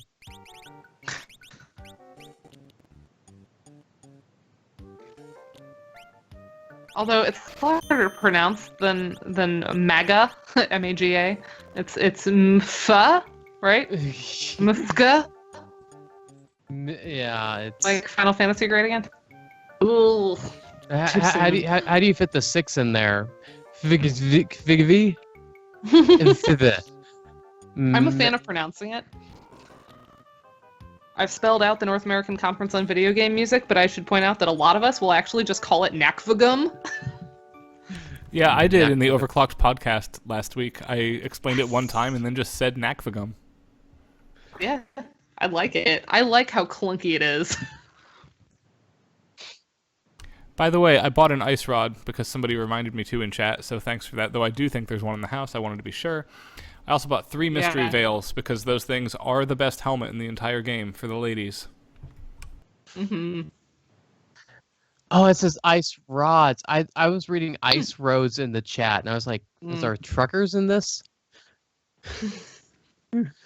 Oh, love the comment about creating intrigue with the Samasa music. And part of that is we didn't talk too much about it, but the auxiliary percussion, using sort of quirky, smaller percussive instruments, and what's supposed to be trying to think of the timbre, the melody instrument, which I'm now hearing nothing because it's about to be the burning building sequence, but.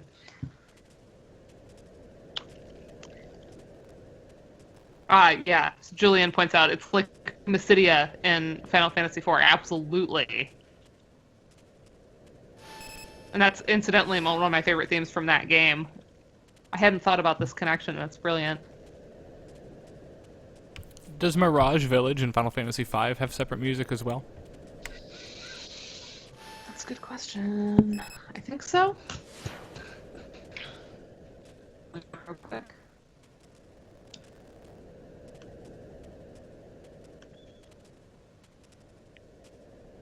Magic? Magic?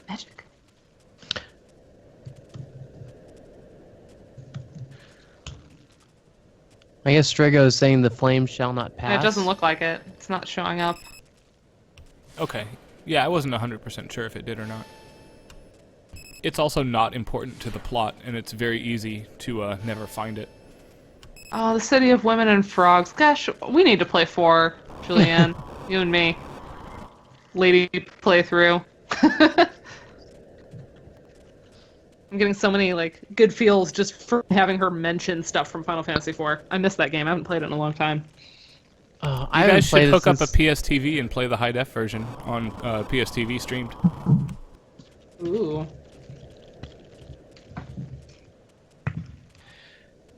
I haven't played 4 since the one and only time I played through it with the original SNES cartridge. Yes. Gosh. So I'm long all ago. about using the original cartridges if you can. Harder to Twitch stream though. Yeah, that's true.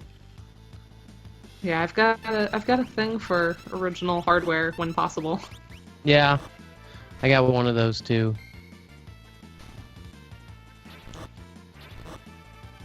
Not me, I'm not tied to it. I love the emulator stuff. I love that you can trick them out, do fun things with them. You can do save state hacking, which is always helpful. It's a very practical way to play. Yeah.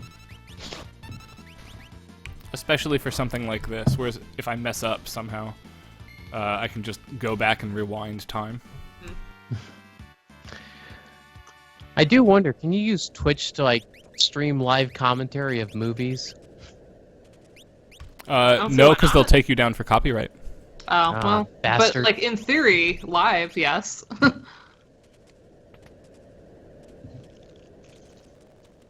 Ah! Hey, Karen. Karen joined the chat. Maybe I just haven't been paying attention.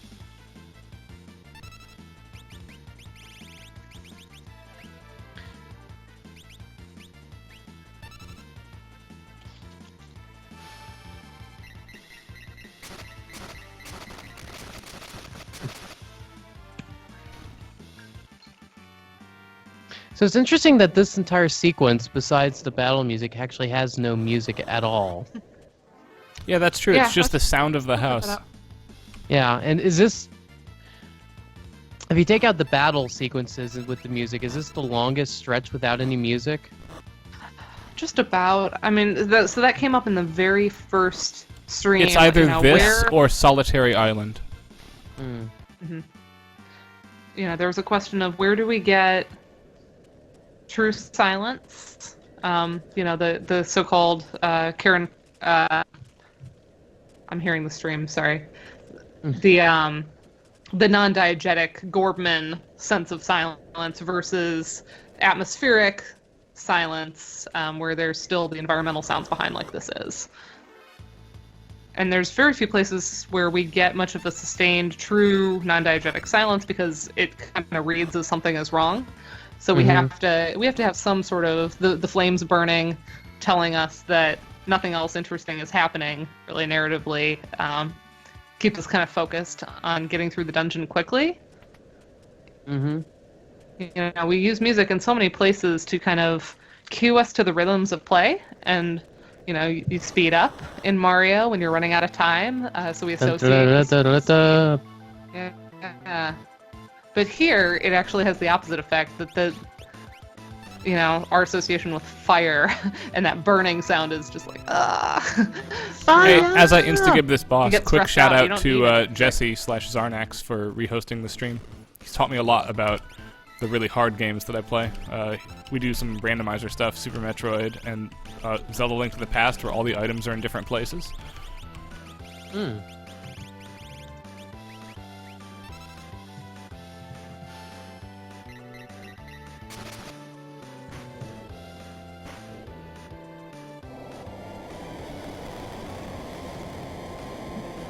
That's why Terra's the best, by the way. Without question, she's the best character in this game.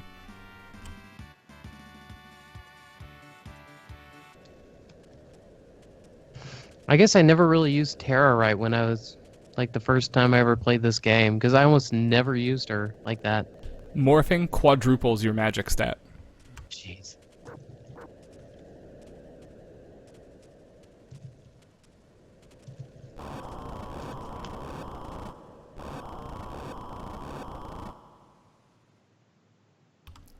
Following the Civilization thread in the chat, I'm ashamed to say I own 5 and have never played it, due to a lack of people to play with. I played a lot of 4, but no 5 and no 6 yet. lack of people to play with? Is that what you just said? Yeah.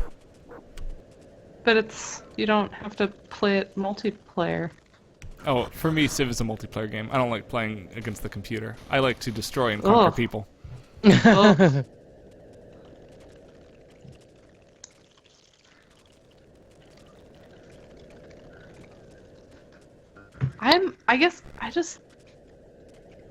I don't like playing with people. Ryan tweeted at me the other day that there is a Stardew Valley multiplayer in the works for the Switch, and my response was pretty much, why would I want to share my farm with anyone? No, I think you can visit other people's farms. Like, you can go to their place as well.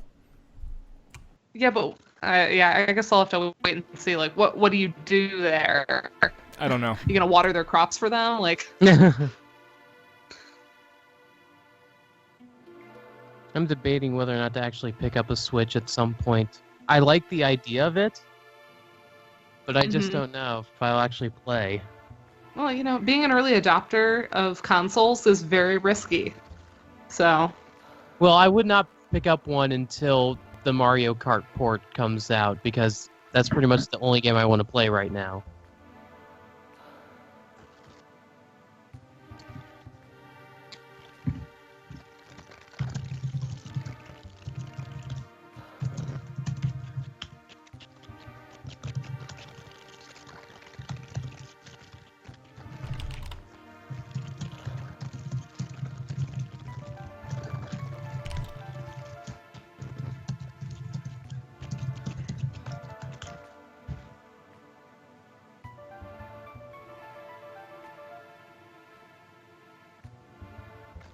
Yeah, always buying the games my friends perform on. Going to any kind of Ludo musicology panels, there's a lot of, even just things I've played before, Earthbound coming up a lot in papers, and just going, oh yeah, let me replay that game, and with an ear to the music that I didn't necessarily have the first time I played it when I was a kid. I so need to play Earthbound. Oh, so fun. I know, it's one of those games that I need to play. I missed it when it was out originally on Super Nintendo.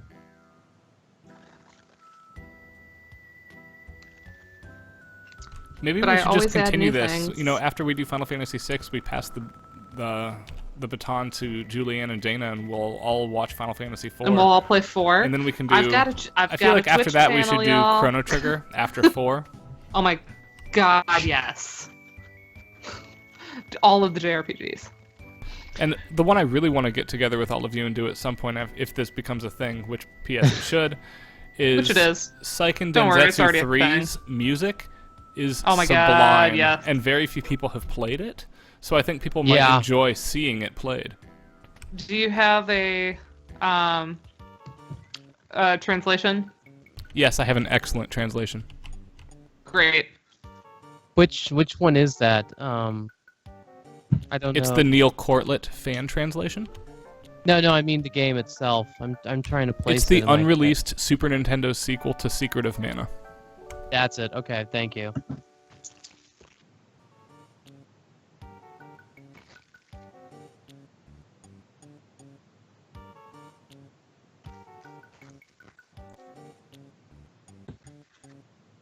One gil, wow. Cheap in. Yeah, eventually you the need to visit the comments- inn over and over and over again, and you come here to do that. Well, who'd have thought the people watching a scholarly FF6 stream would be fans of SNES RPGs? I don't know. That was NES was my first system, and so I have a love of those. But I think musically, I was paying attention a lot more to the SNES era. I think at this point, for Jesse, more has been written scholarly, music-wise, about Final Fantasy VI than any other game except Bioshock Infinite. Yeah, Bioshock Infinite is a love of everyone.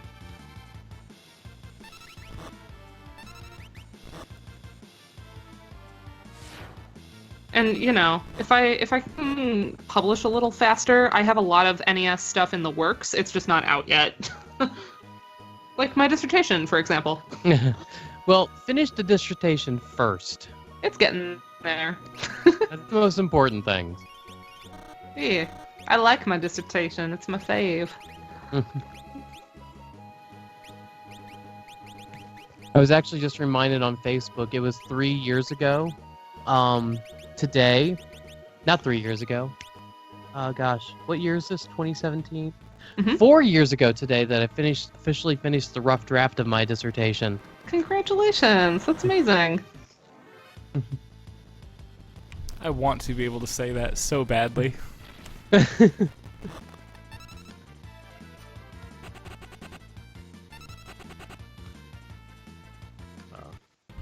have to confess, Dissertation this is a first hell read. of a lot more fun than my dissertation is. A lot of this, I'm just I keep confirming things that are in my my 6th chapter, so I'm like good to go. Well, if we ever do I like can a- count this. If we ever figure out a way to do a live Twitch stream of like, Rashomon, I'll talk all about my dissertation.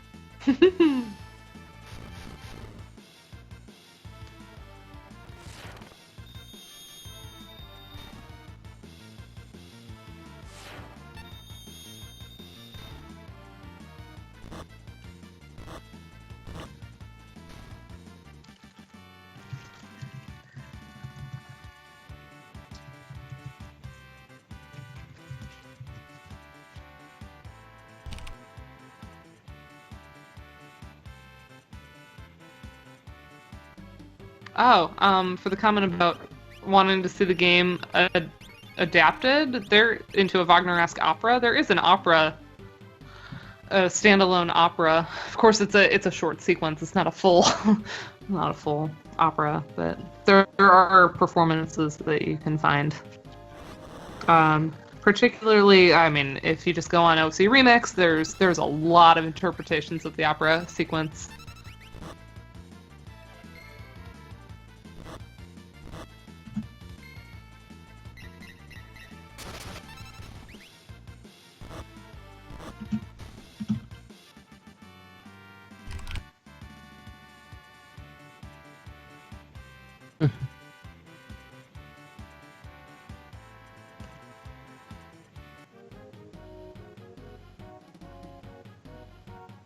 I always thought it's funny they use the waterfall there. There is clearly no waterfall around here.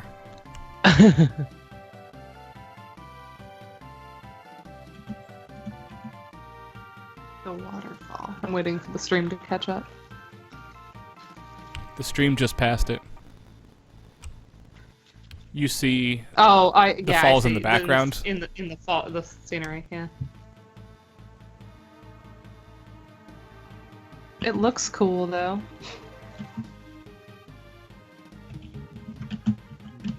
You like directly caught Realm right there. Normally she's a little bit better at like running away. That was funny. Yeah, I feel like you deserve a scene if you slam into her right there. Yeah, for real.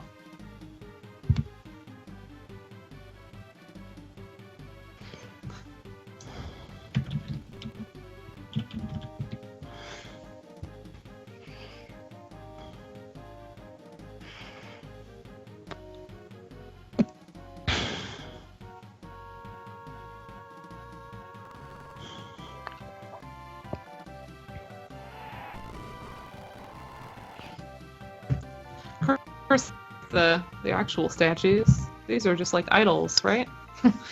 Yeah.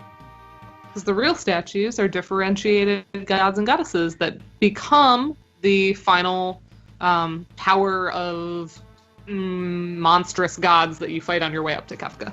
More evidence that the Siegfried character was probably supposed to be more developed is that for no reason he shows up in this dialogue with Ultros. Yeah, for real. Siegfried, man. He shows up on the train, and then here, and anywhere else? And then in the Colosseum, permanently. Coliseum, that's right.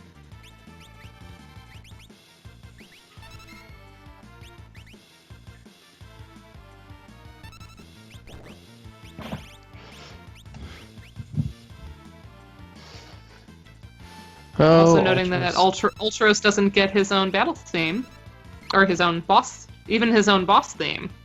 We pointed this out in the Opera House showdown that he just took on the operatic music. Yeah, and here he's not a boss. He's a regular encounter. He's a loser. Yeah, he's a total loser at this point. This is like the third or fourth time we've fought him.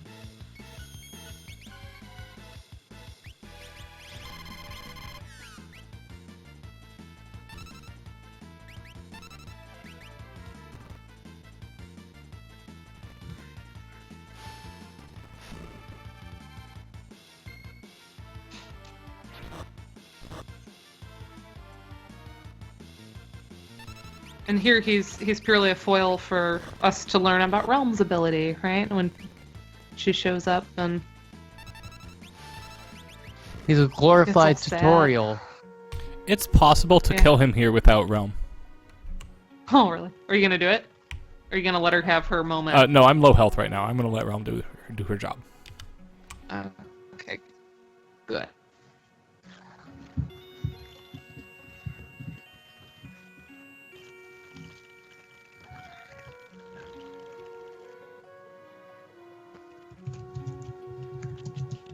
I love that fourth wall break there, by the way.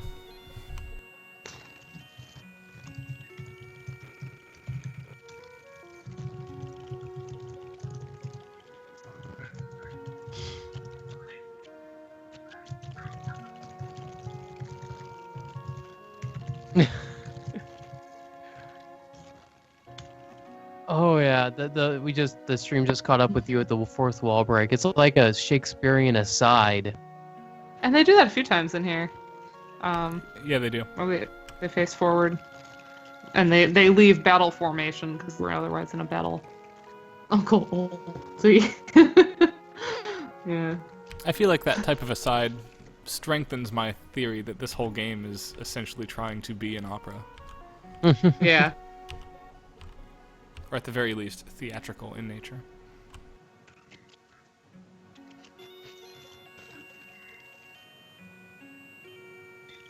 I kind of picture Ultros as having like an Oscar the Grouch kind of voice where he's like whining, like, what do you want me to do? Like, I can't do Oscar the Grouch, obviously, but that's kind of the voice I ascribe to him in my head. He really wants you to paint this picture. You're gonna love it. Oh god. Titanic just popped in my head. Titanic because of Realm's theme? Draw me like one of your French girls. Oh, I thought you were relating the kind of the No. what we were talking no. about earlier with her theme, the meh, meh, meh. No, my brain went somewhere much worse.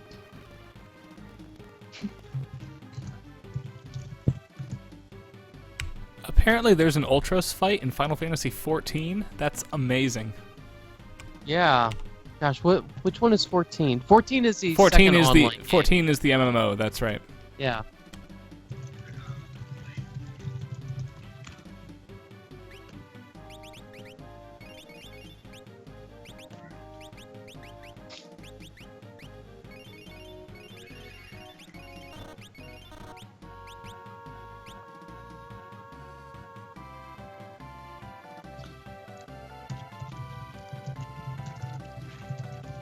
There is no Siegfried fight. There is only a reference to Siegfried. Ultros, it talks about him, right? Like they're buddies right. or something. Now that I have these statues, I can impress Siegfried, is the line.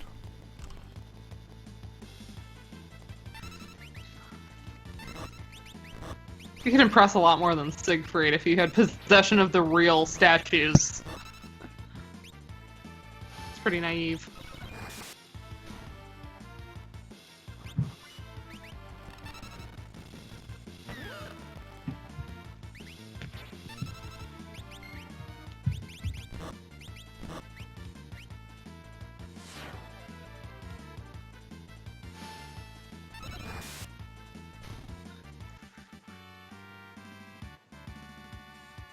It's really weird for me to see I mean, this is kind of normalized to other Final Fantasy, but like Thundara as opposed to, Bolt. And the levels of Bolt. Thundara to me will always be I a actually comic book prefer character. the Japanese names. Yeah, it's consistent with so many of the other games. I don't think it was switched for Americans until Final Fantasy VIII. Yeah, 8 was the first place I really remember it. Mm-hmm. Yeah. But that's, we've talked about the translation. I've played the Woolsey translation so many times. I'm just super used to it. For what it's worth, I'm sure that wasn't even Slattery's choice. I'm sure it's just how style to use the modern translation of those now. Because even in the Final Fantasy I remake, it's Fira and Blizzara now.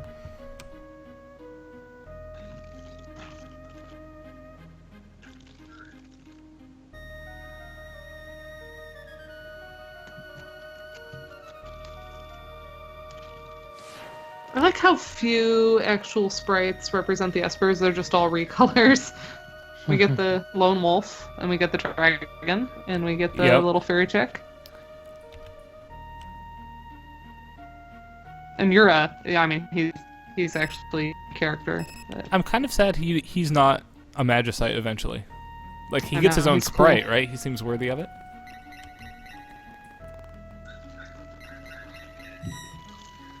Also, I don't know if any of you are listening in headphones, those of you who are watching, but this track is extremely panned for where the instruments are coming from. Mm-hmm.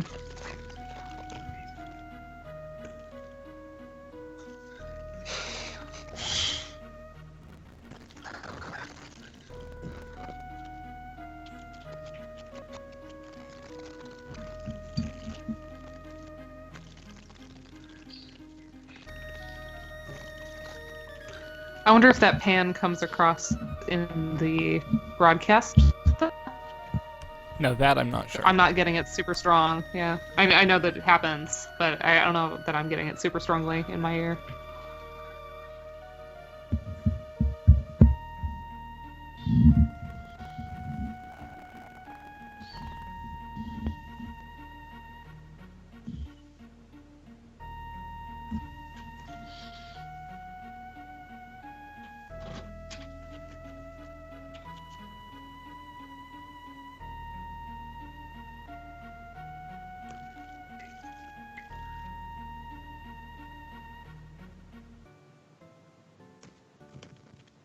That little flute motive, the da da da da da da da da da.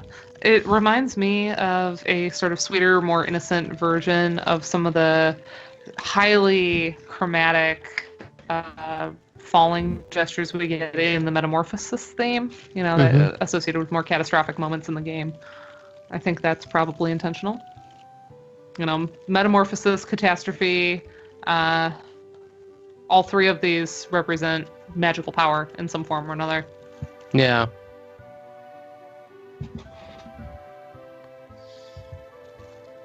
When video game characters say, "It looks like true peace is finally upon us," that's bad. Is it the video game equivalent of like, oh gosh, everything looks like it's okay now, or glad we survived that?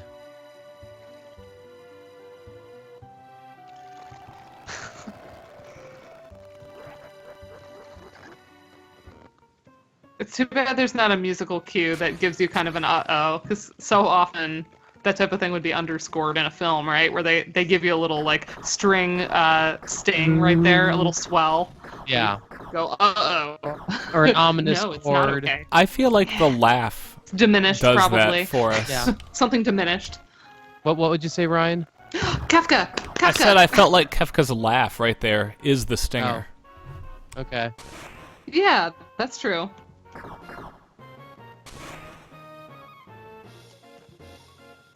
Kefka is all the ominous we need. Mm.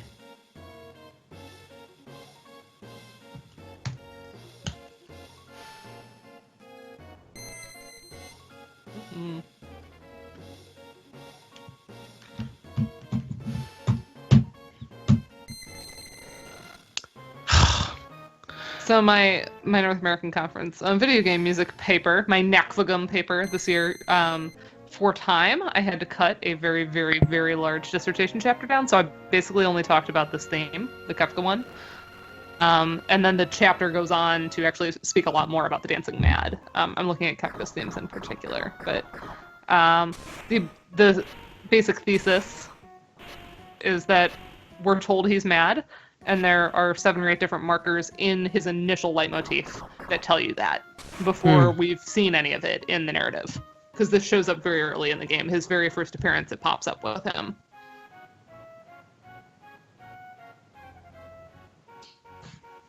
And what are those markers, Dana?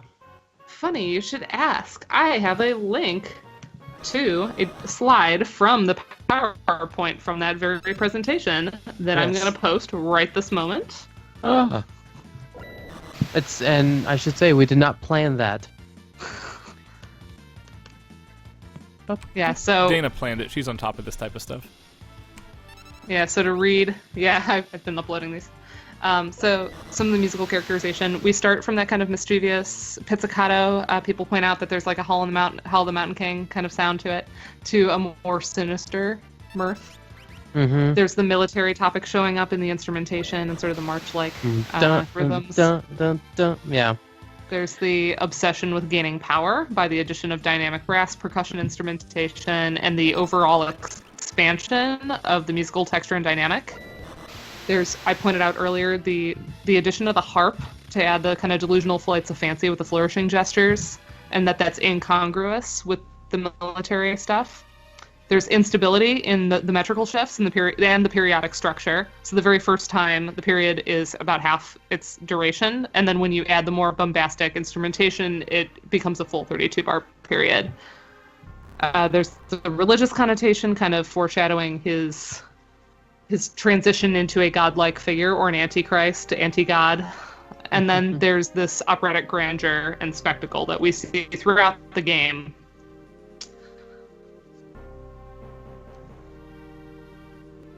I forgot to showcase it, but if you attack physically with Leo, he strikes 4 times. He's got the offering equipped. And I feel like there's a very Mega Man X moment where you want to be like him at that point. You want to be able to do that. And eventually, if you look hard enough, you will be able to do that. Much like X becoming 0 in Mega Man X. When you're referencing the Mega Man and talking about you want to be that, are you also specifically referencing the sequelitis about Mega Man? Yeah, Or do you... the idea comes from Okay. there. He's not the first person Yeah. to say that about Mega Man X, but, No, but he's probably the most well-known at saying that. for anyone who... I'll link the video. It's pretty classic for anybody who follows Game Grumps. It's fantastic but analysis, it's one of my favorites. pretty vulgar as well, so you're just going to have to deal with that. I just love that. Mega Man, shut up! I don't need you! Yeah, that's the best. And Kefka just killed Leo. Oh, we missed it. You know, all the rumors of our childhoods about how you could eventually get Leo in your party, there is a way to do it. But it involves a weird corruption, and you have to play from when Bannon is in your party to this point without saving.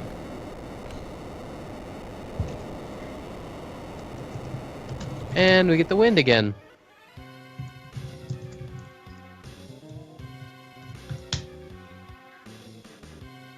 Oh, and Ryan, I never heard any rumors about getting Leo in your party. I just remember all the ones about Eris and Seven.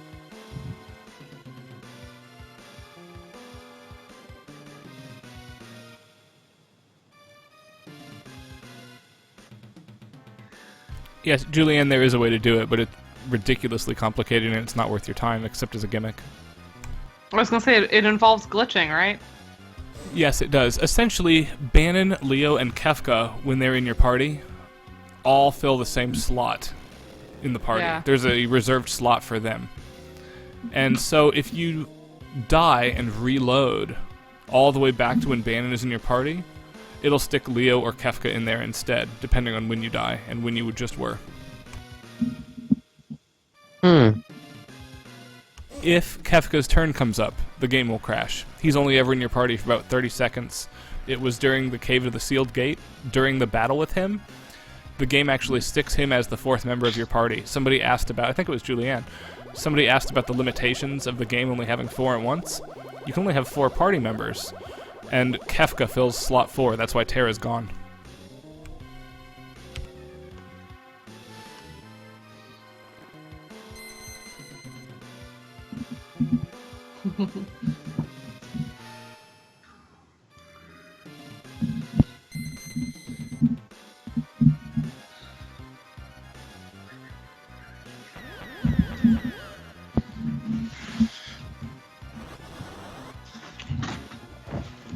Yeah, I'm not one for intentional glitching, but on my brother's copy, which is the copy I grew up with, my brother's 5 years older, he would join us if he weren't working tonight.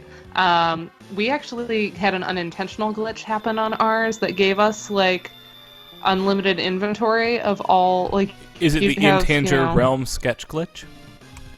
No, it wasn't anything that we did on purpose. It was just, we must have pulled out the cartridge weird one time when we were playing. And so there was a save file that had just ridiculous inventory on it. Multiple copies of Espers, for example. It was really weird.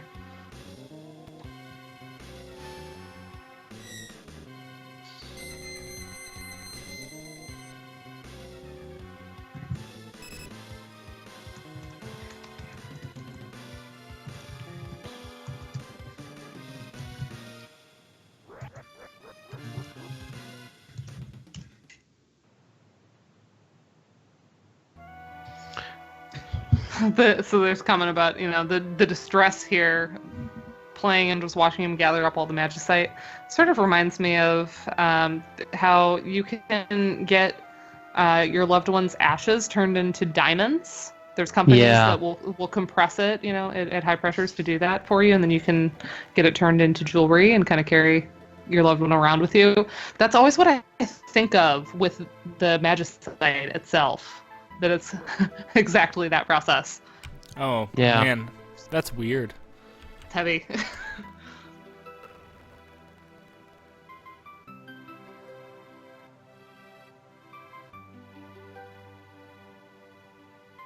The glitch that allows Interceptor to be transferred and erased is gone in this version of the game, thank God.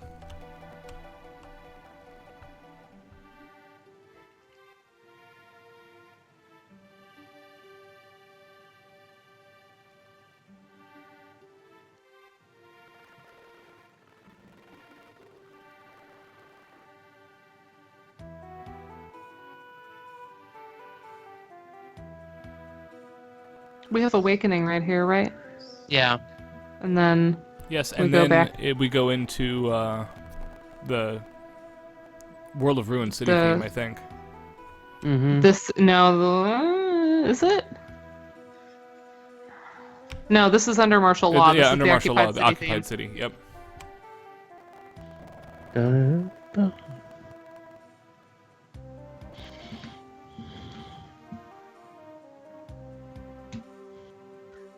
The joke is more direct in this translation because no Nintendo censoring. Oh, the creepiness.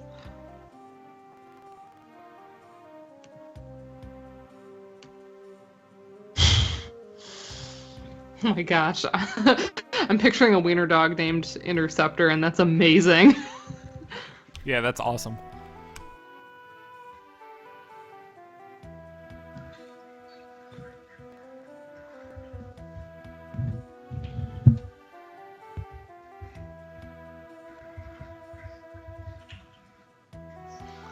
Strago and Realm are both really good characters, but I'm not going to take the time on this type of stream to develop either of them. Yeah, they need a little love to really be their best. For the post-game content, though, you want both of them. What is this post-game content you keep Yes. referencing? Okay, so there's a comment about Troops March On in relation to Terra's theme. Yes, in the sense that I remark in a footnote in the disc chapter that it's the same melodic contour. And it's so much in this game is derived from Terra's theme.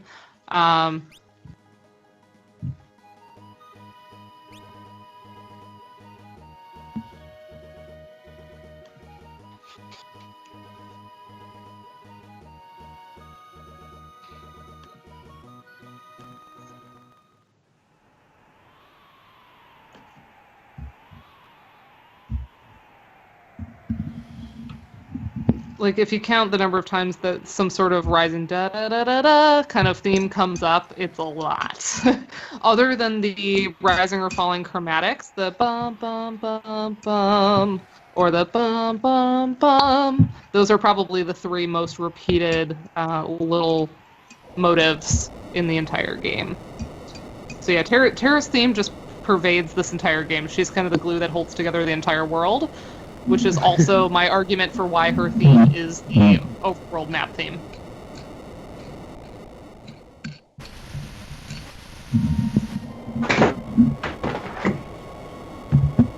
Before we go to the floating continent, we have a bit of housekeeping to do, in which is we have to visit Jidor and go to the auction house.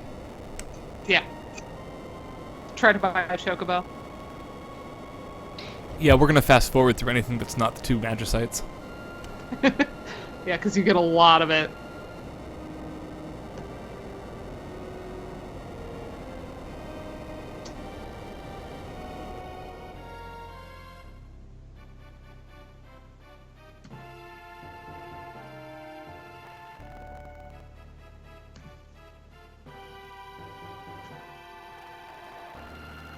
So, can you guys see the I love the- mountains in the background scrolling by as we're looking at Gestalt and Kefka? Mm-hmm. That art feels like an Enix game to me, not a Square game. Elaborate. I like it. The way the mountains are drawn underneath the floating continent feels a lot more like Dragon Quest or Robotrek than it does Final Fantasy. So, the comment about the floating continent rising up and the, as DM Stewart astutely points out, it's the oh shit music, right? One thing that has always interested me about the translation of the individual track titles is that this one is labeled Catastrophe, and yet the one that I feel is more catastrophic is the Metamorphosis theme. It seems to me like those titles should be switched. Because this feels more like something is undergoing metamorphosis. I mean, this music definitely does feel more heavy, consequential. but interesting. Hey guys, There's did the something stream bad- freeze for you? Yes. All right, before I do anything else, I'll restart it.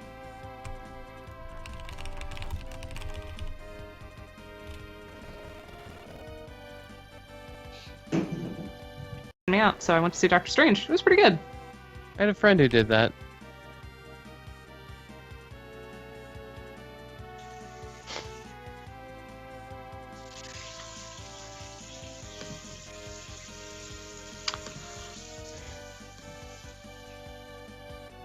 Oh my gosh, I'm getting like so many ads. I keep pressing the play button and nothing's happening.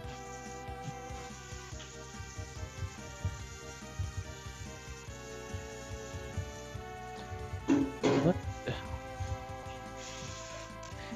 Please hold. Your call is very important to us.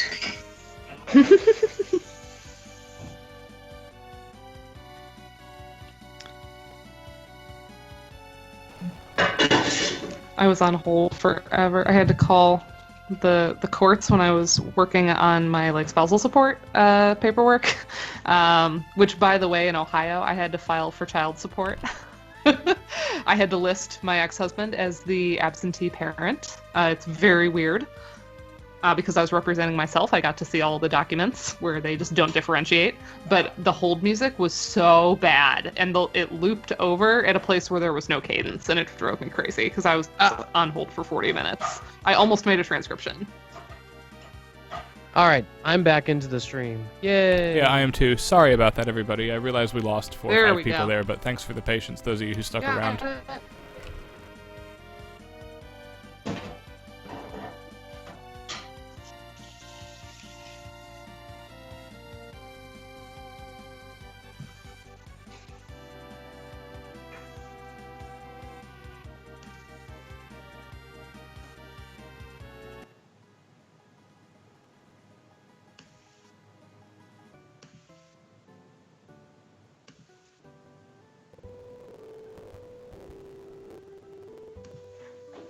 We're having something of a crisis in the background, so you two are going to have to talk for a minute. I'm leaving the mic off. Okay. So, as we're playing here, we're in Jador, which I enjoy this theme very much. I'm trying to see if I can hear it. Oh no, we're not to the fun one. This is just the regular town theme. Never mind. I'm thinking of Jador as it shows up later in the game.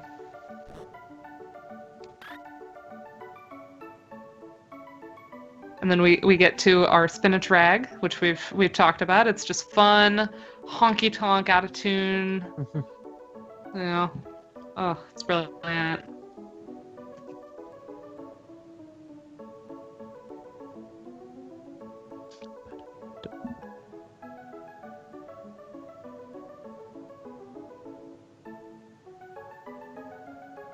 Ragtime at its finest. All syncopation. There's not too many places in the score where syncopation is super at the forefront. Because we're going for more orchestral, operatic sorts of sounds. But here we're intentionally, there are those moments in every Final Fantasy game where Uematsu says, well, this moment I'm going to do like a rock thing. I'm going to do a prog rock moment, I'm going to do a salsa, or I'm going to do the disco. And it seems like he's usually doing that with the Chocobo themes. Yes, and in this game in particular, I think the Chocobo is really, like, wildly disco.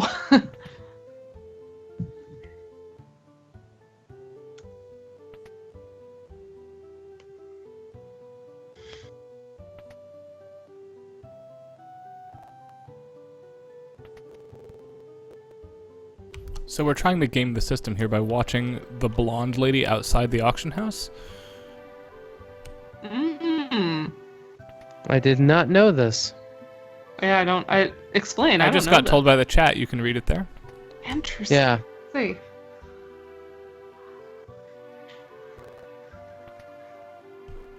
Yeah, we want her to walk up, right, left, I'm told. So I'm going to wait until she does that, and we'll see if it works. This only for the GBA, or does this for the hold for I'm the sure for SNES both. as well? It would have I'm been coded the asking- same way for both. Asking for both.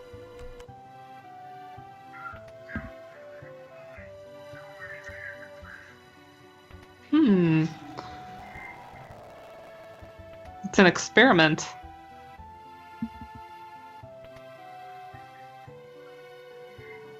Huh. Fascinating.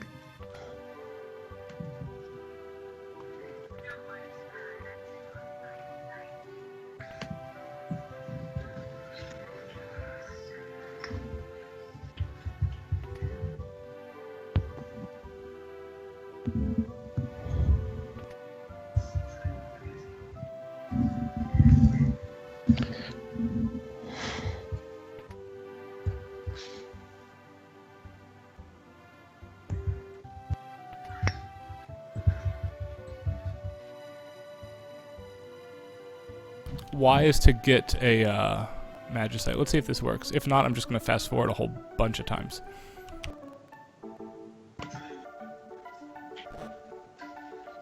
Wow. Sick. That's awesome.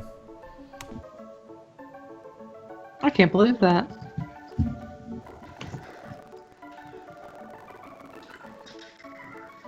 Does it work for both Magicites? Is it the same pattern for both?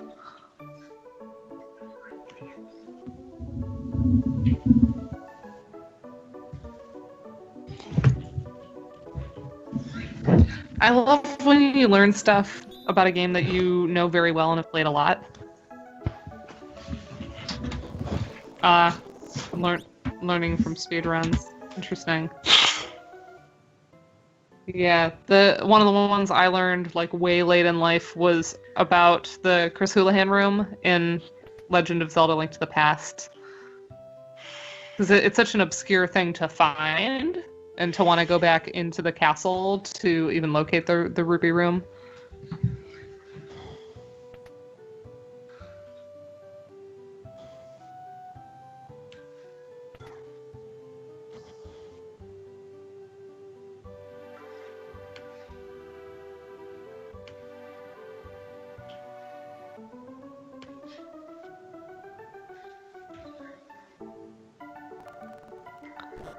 Oh, the That is fun one that relates awesome. to Check the that game out, both for in a me. row. Applause, So applause to those of you in the Applause! chat who helped with that. It's badass. Yeah, that's amazing. My other big like revelation game wise way late in life was I've said this before and gotten a lot of incredulous expressions from people. When you after the world ends and you have to feed Sid the fish, I actually never failed at that. I always kept him alive, so I never saw that scene until a couple years ago. Which most folks say is, such an important narrative moment in the game, and I missed it.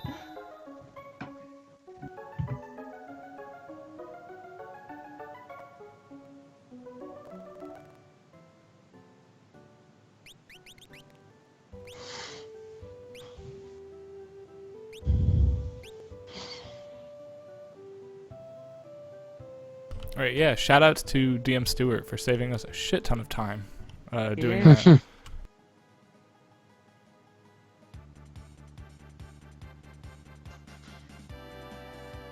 Yeah. See, I missed all the tears in that moment because I was just so. I was so devoted. I was like, you're not gonna die on my watch, old man. I'm like, I never failed at it. I don't know. Which I've now learned is kind of impressive. I do not remember what happened to me when I Ooh. played it. Missing Shadow on the floating continent. That's sad.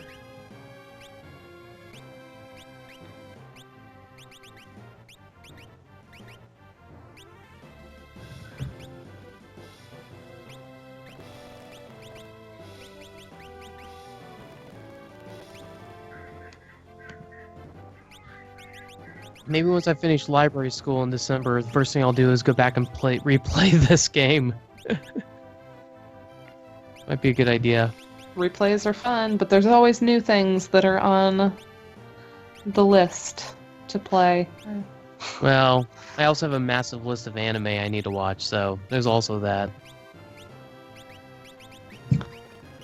And occasionally a game will break through my backlog.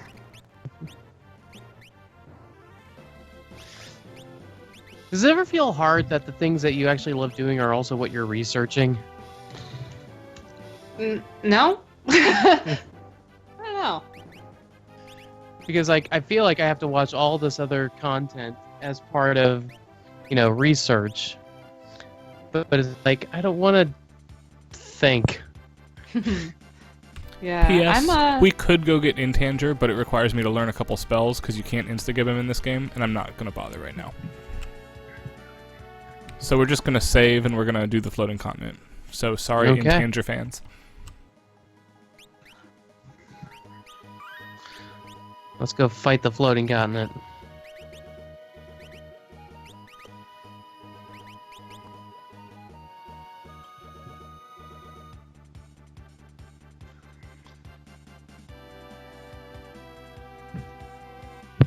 The Yeah, fast way to do I it, would by the say way, as is to to cast the- Stop on him, which we would have to learn from Golem that we just got. It takes too long to learn it. Mm-hmm. As for the having to think too hard while playing, I find that I'm pretty good at sort of knowing when I'm in passive play mode Mm-hmm. versus I'm in research mode. And often when I'm in research mode, it's a game that I've played and know pretty well, but then I will seek out long plays on YouTube, and Twitch streams and various other people playing through it, so that I can take a more objective stance, step back, and not be focused on what I'm doing. Okay, so I just noticed the music that's behind this. Mm-hmm. This is called Save Them, right? Yeah. And I'm trying to remember, where did we hear it before? Because You heard All it of on- the joint party battles, you hear it. Yes. Okay. Yes. Thank you. And I believe I have a transcription of this. Let me see.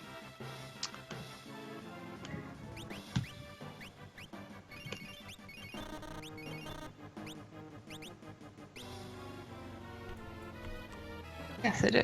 Okay, let me upload this one. Export.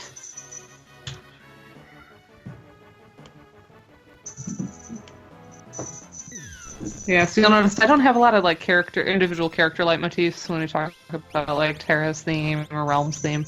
The more sentimental stuff. My stuff is Battle and Empire and Kafka, mostly. Mhm. Power. all the Kefka. Magic.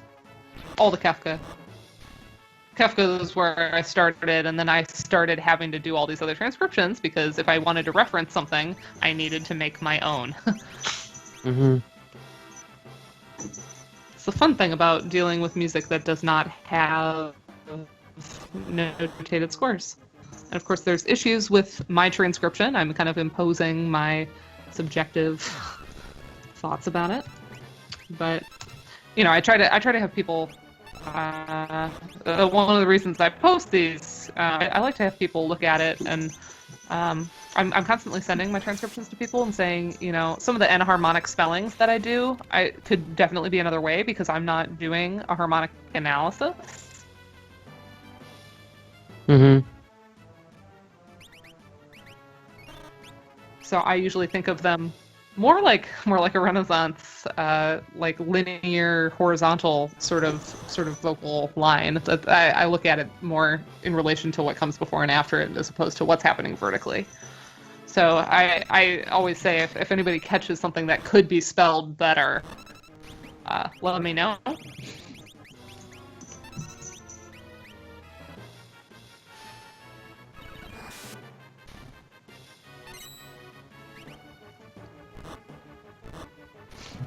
I'm surprised that survived the Thundara spell. I was not paying attention, I confess.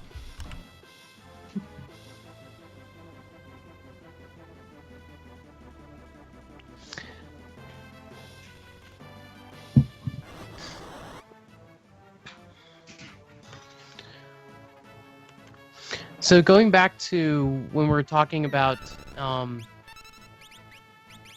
in the use of drum kit versus more orchestral cymbals. This track is a really good example of when they're using the orchestral cymbal sound as versus drum kit cymbals. And this is actually an example of a battle theme that actually has more of an orchestral feel to it. Yeah. Well, and it's associated with the heroes, right? It's like this is the battle from the hero's perspective because this is the group battle theme. Mm-hmm. So it has that very swaggering, heroic, very strong intervallic motion. We've got these rising fourths, rising fifths. Bum, bum, ba, ba, bum, bum, ba, ba, bum, ba, ba, with the rising fourth and then the rising fifth, measures 1 and 2. Yeah. And it's to me, it's reminiscent of things like Setzer and also partly the opera at times. It feels like... Yes. And then we've talked about this before when this has come up, that we also get Terrace theme. Da, da, Yeah. Da, da, da, da, da, da. Yeah. Get a little moment of that.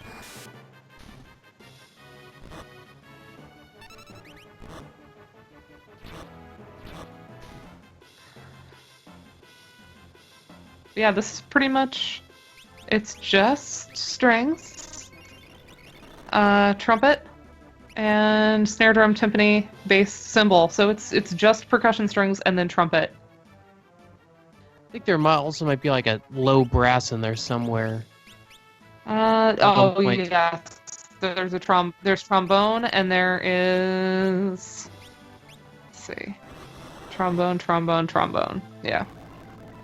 Yeah, so and again, this is me saying that's my closest correlate in the orchestra, People could argue and say, oh, I don't hear it. Like, I put SPC4 in this as violas. That was purely, I noticed a slightly warmer timbre in SPC4. It's probably the same string sample, it's just lower. Yeah. But just the range led me to believe this is a viola part as opposed to a cello part. And we have Ultros again. Yes, and he's not lying. This is the last time, in fact. So is this the final age of Ultros?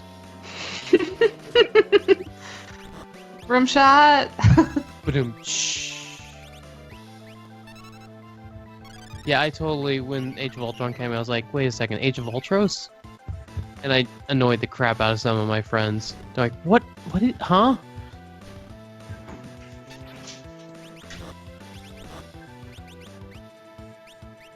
And here, Ultros, poor guy, never gets his own theme, really. This is just the regular boss theme. But at least he's a boss this time and not a random encounter. So what do you think psychologically that does to someone like Ultros, who has these delusions of grandeur, of greatness, but yet he never gets his own music? Typhoon is the boss, not Ultros. Let's be clear here. Oh, this. Wow. Brutal. Wow. He's Ultros' sidekick.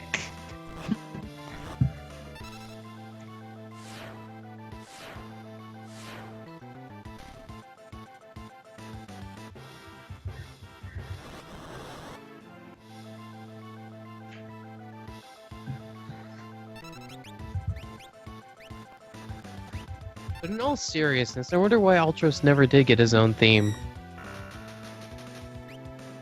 I imagine if he had one, it would have that sort of... The one that I associate most closely with him is actually the one in the Opera House confrontation, that it has that sort of bombastic, big, lot of timpani, boom, boom, boom, boom, boom. It's round. It's a rounded sound. It's very opera buffa. He's got a silliness. Yeah. He's like the comical boss relief of the game, which is probably why it never shows up in the World of Ruin. Mm-hmm.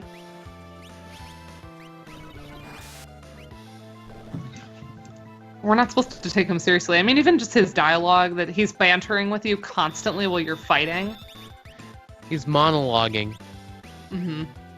Yeah, it's like you just happen to be the audience, but it's like he doesn't really care. He's not speaking to you, he's speaking at you.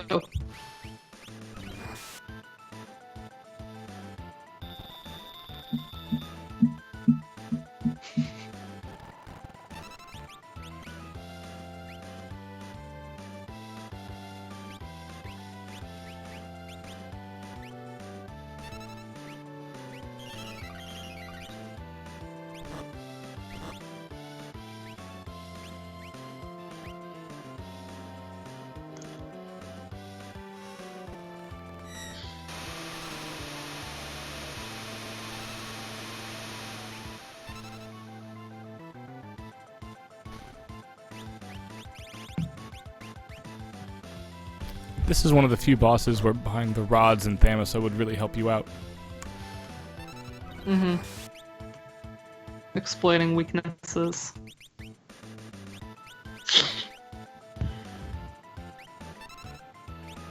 We've talked a little bit about the opening little ostinato.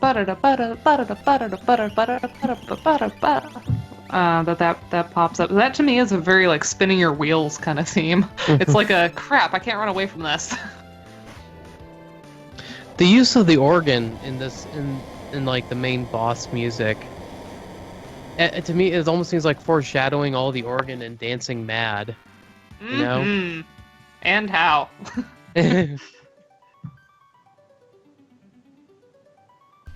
Hey, new music time again. I can't wait.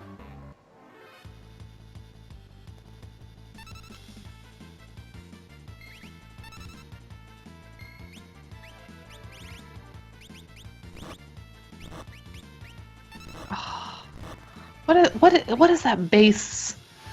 That crunchy bass sample? What instrument would you call that? I don't know, but I love it. Mm-hmm. I mean, it's heavy, synthy, distortion, whatever it is. I love that texture. If anybody has a good name for it, let me know.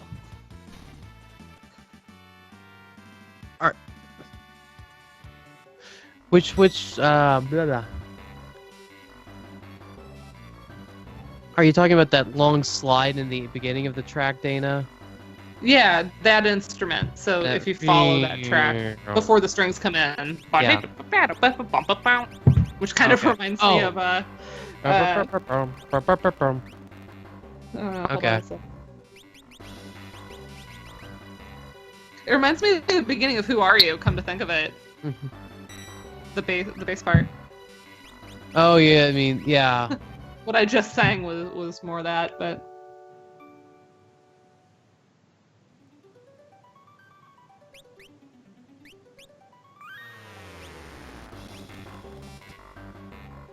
The slide down there at the beginning of this track is totally like electric guitar. I love it.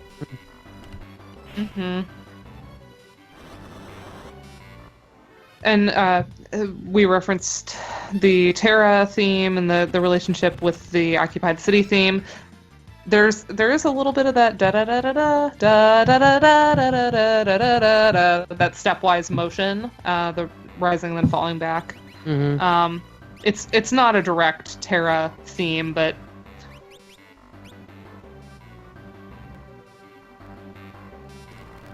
It is almost dial-up internet. I didn't read who said that in the chat, but that's excellent. That was It Julianne.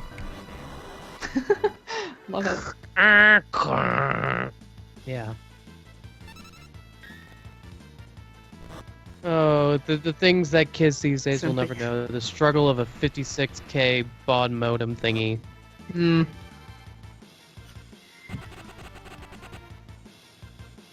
I like that. It does remind me of my old Gateway PC.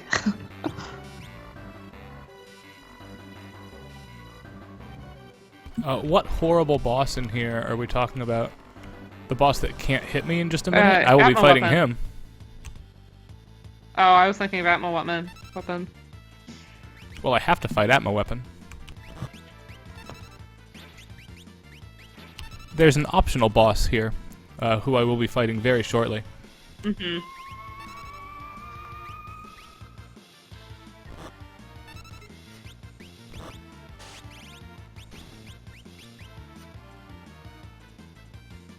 Phantom completely neuters him, though.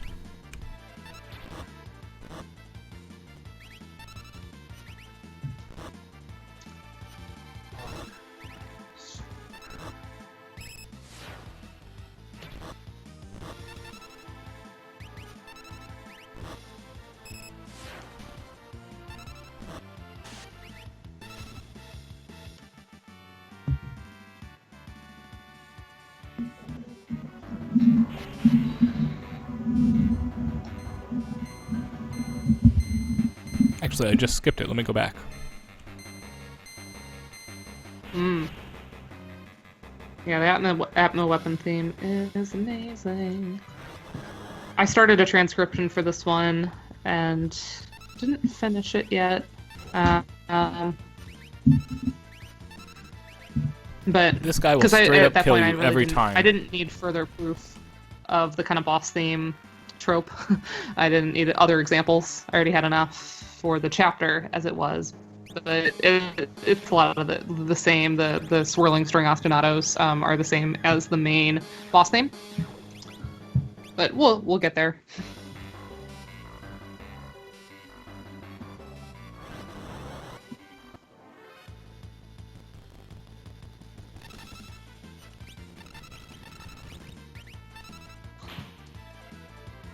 I'm going to take a minute to try and steal from this thing, because it potentially will let me steal a Genji glove, and it's the only place to get them. Mm-hmm.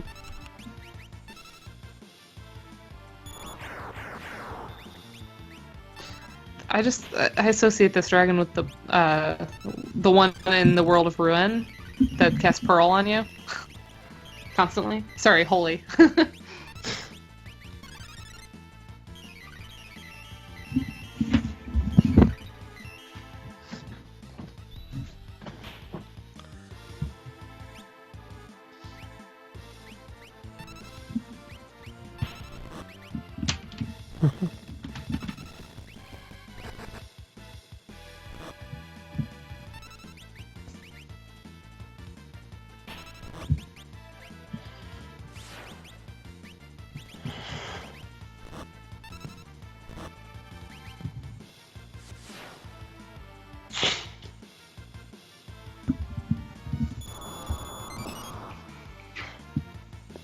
I don't know the answer to this, Ryan.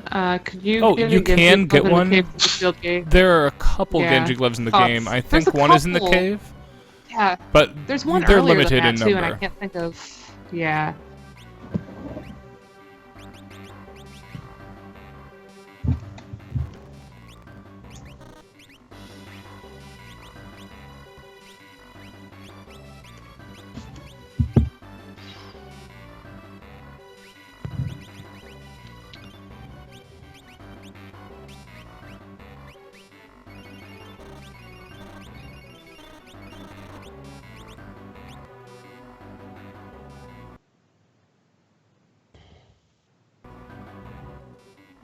Right, poor planning on my part out of Phoenix Downs. We will just not be dying for the rest of today's run.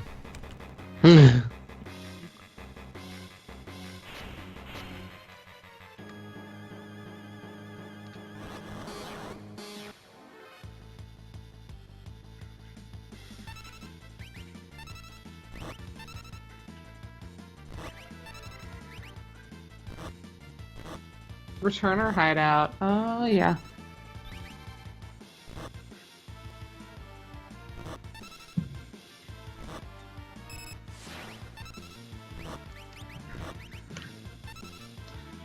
I'm surprised Terra doesn't have life. Is that due to not being super high level? That's one of the she learns that naturally at some point.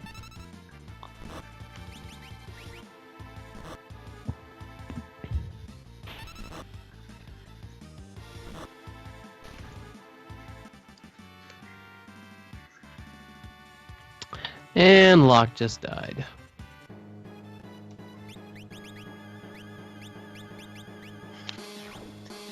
Nope, somebody was right. man. Tara has it.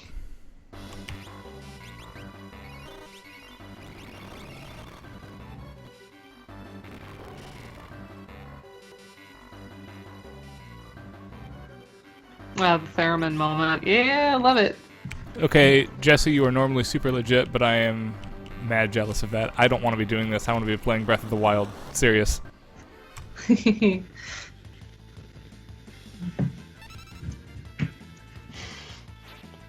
think it is going to a midnight release of the Switch.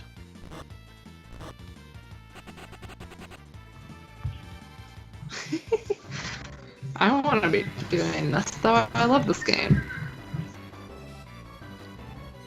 No, I do love Final Fantasy VI. It's up there for my favorite game. But man, I want Breath of the Wild. It looks amazing. It does look amazing. Yeah. We've got plenty to play on in the meantime, though.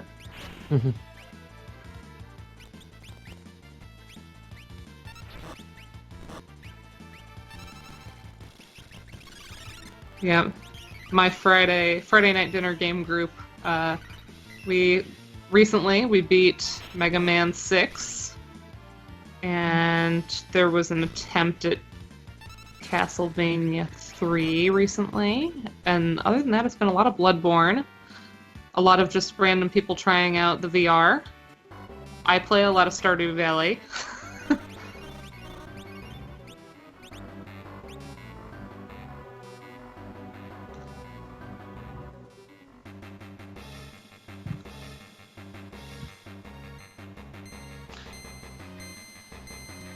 Dana, you mentioned Castlevania. I've been wanting to pick up the original cartridges for my NES because I have an itch to play it because I've been playing Castlevania in ages, but I never played all that much as a kid, though.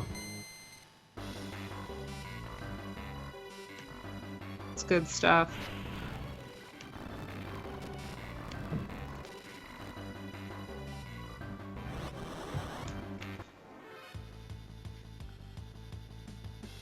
I will say, for folks that know me well, follow me on Twitter, / followed me back in December anyway, you'll know that I teach a group of high school girls chamber music, and they are into video game music. We put on a full recital of video game music in early December. We're doing a second one. It will be later this spring at some point. It will be recorded and uploaded to YouTube, just like the first one was. And we are working on a giant, difficult, wonderful Castlevania medley for that. It is Nice. one of the centerpieces of the program. The first game I ever bought for my Game Boy was the Castlevania Game Boy game. Never beat it. Awesome. Like so many games I buy, I've almost never beat them.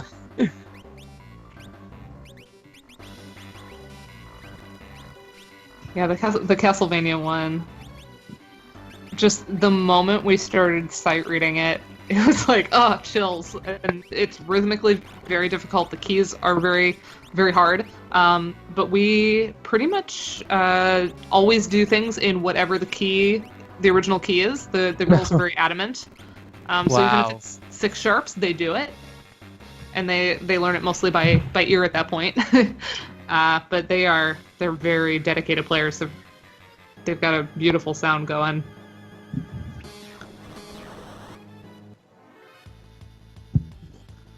Sorry, I had some Esper swapping menu stuff to take care of. For those of you who don't know, every time the characters gain a level, their stats increase only based on what Esper I have equipped for them. Mm-hmm. So for the Castlevania one, that one is my arrangement. But most, I would say maybe 70% of the music that we perform is one of their arrangements. So the part of the reason they brought me in to work with some of these groups is I have a lot of arranging experience through my string quartet. And so they have me come in and actually work with them on those transcriptions and arrangements.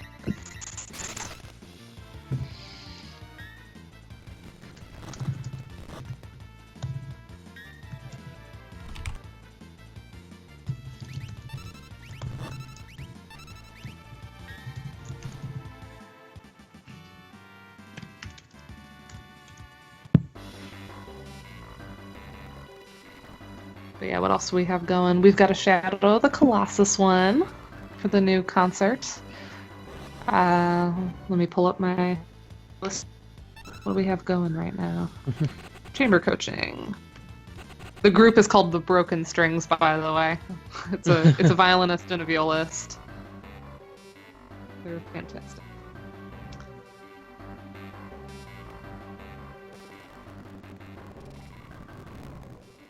I assumed that was true, by the way, guys. We're only going to go to the beginning of the World of Ruin tonight and then call it. It seems like a good I stopping think break so. point. Yeah. I kind of figured that's how far we would get tonight. Mm-hmm. Yeah, so we've got some stuff from Fez. We have a ton of Undertale. We have 4 River from To the Moon, which I know is one of Brian's favorites. Also, I do like To the Moon a ton. Oh, it's beautiful. And that's a beautiful piece. Sits nicely. Their Ori and the Blind Forest medley is one of my favorite things they've done so far. They play it beautifully. They have a Child of Light medley. So this was all stuff from the first recital. Pokemon.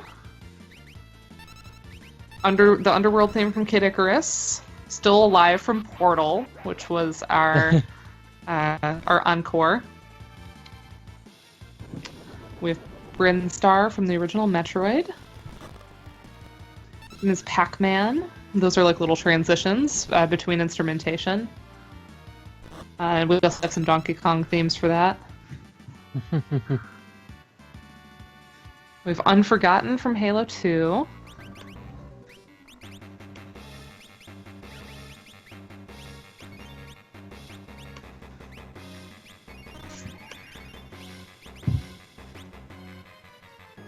I still love you mentioned Donkey Kong. I still love the title theme from Donkey Kong Country.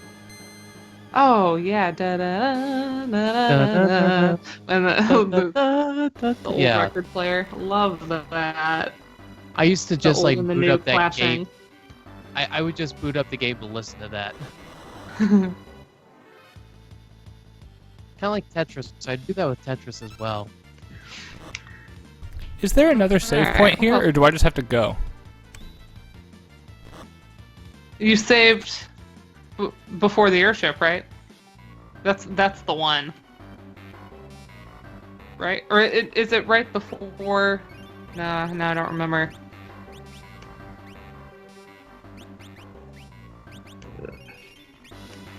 Or Shadow. Whatever, we don't need to save anymore. We're just going to go. I'm going to save state it. Yeah.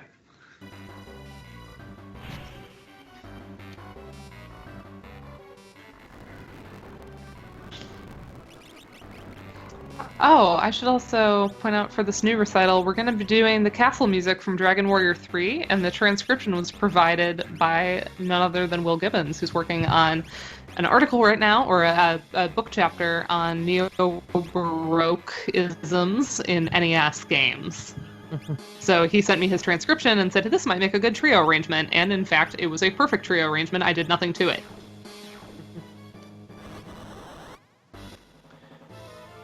The most I can say is I did years and years ago, I did an arrangement for Bassoon Trio it was a 4-movement suite. The first movement was Mario Brothers, a sort of a medley of Mario cool. Brothers. The second movement was the aria from the opera. The third movement was Dr. Mario, and the fourth movement was Final Fantasy Legends / Final Fantasy Adventure and Zelda, sort of a medley of RPG. That's very cool. Oh, and Julianne will be happy to know that the girls just started one from Final Fantasy IV. It's still a work in progress, but it includes Cry and Shadow and Into the Darkness from 4, and they go beautifully together. So So what we do we want finally to got- say about this epic boss theme? That's what I was about to say. Atma weapon. Listening a little bit. Interesting instrumentation. That's really what stands out for me.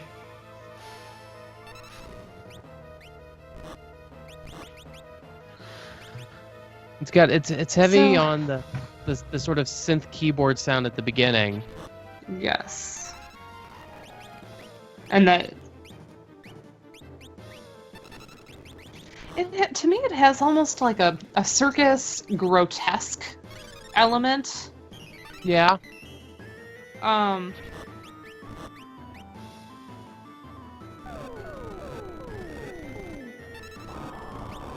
There's a lot to unpack in this track.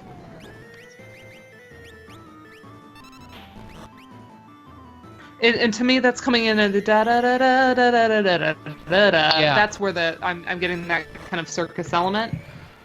Yeah, it's almost kind of like the Circus Calliope thing. Yes. I might thank have to you. reload this, guys. Uh-oh.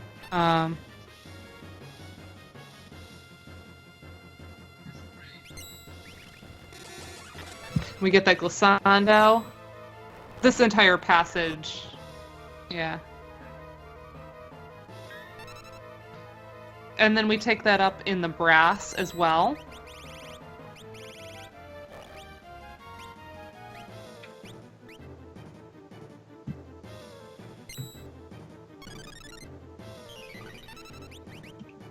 But yeah, we still the opening So is I still panicked and did that classic. very poorly. Classic boss battle, you know, it's that swirling ostinato in the string parts, just like I mentioned for the decisive battle theme that it's like you can't run away kind of element, and spinning the wheels.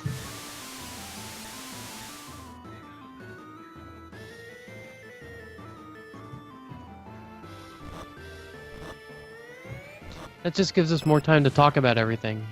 Mm-hmm.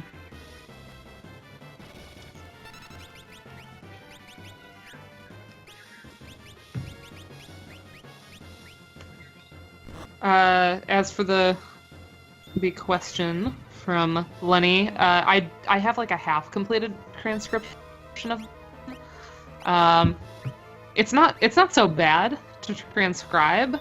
It was actually, for me, it was like what instrument is that? Like coming up with attributions for the instruments was sort of hard. But actually the noodling itself, it's only 4 notes that repeats over and over. Oh no, you mean right after that, sorry. Yep, sorry everybody. I have it. Let me just screenshot if I can find out my weapon. Where's Atma? Atma.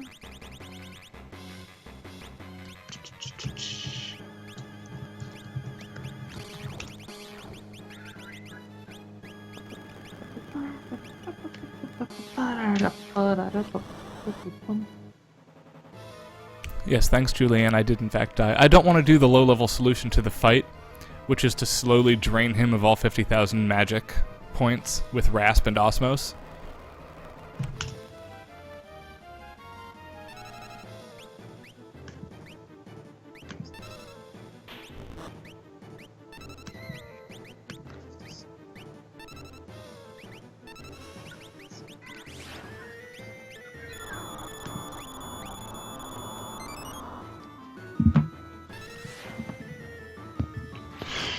That's a good point Julianne made in the chat about how the Atma weapon goes well with the synthesizers and more rock element and fusing it with the weirdness of the floating continent. Mm-hmm. And the GM Stewart's comment that this feels like a final boss fight, that's very important because I think the game is trying to set you up to believe that this is the final showdown. Yeah, well, at least the especially fight after this will be with Gestalt and Kefka. Yeah, that's my whole Right. premise, is that the game wants you to think it's over. Yeah. The Atma weapon does look like he has like this weird armored thing going on his back, like some sort of like armored lizard tank thing.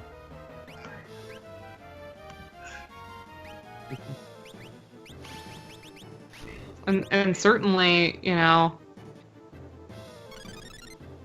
having that oh my god I lost moment, and that it's supposed to happen that way.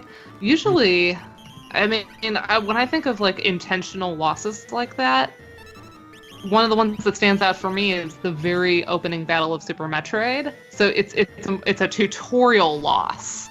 This is, you gotta suck it up and live in the crappy It's new worth world. noting you can win that fight with Ridley. You can, yes, but If he turns us both into zombies here, I still lose. Might have to rethink this one more time yet. it's good. This is one I'm actually glad we're spending more time on, because there are all these things that are coming up. We're talking about the steampunk element, the final boss elements, the kind of weird rock element with the synthesizer, which I think the prog rock thing in particular is Uematsu's favorite climactic battle thing. He uses it in the very last movement of Dancing Mad to great effect. And when you say the prog rock thing, what specific qualities are you thinking of? So in this case, it's mostly the synth instrumentation, but later on, it's going to be just bizarre metrical shifts. All right, Unusual sorry everybody, let me instrumentation, set up to be actually the good. Hold juxtaposition on. of kind of classic rock with the more symphonic instruments. Yeah.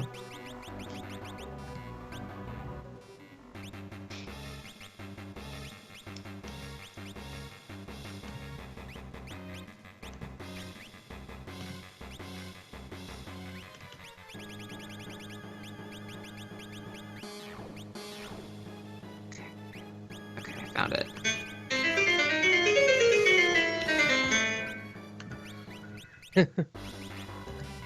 We heard that, Dana. Yeah. It's in the wrong key, though. Is that right? It's funny.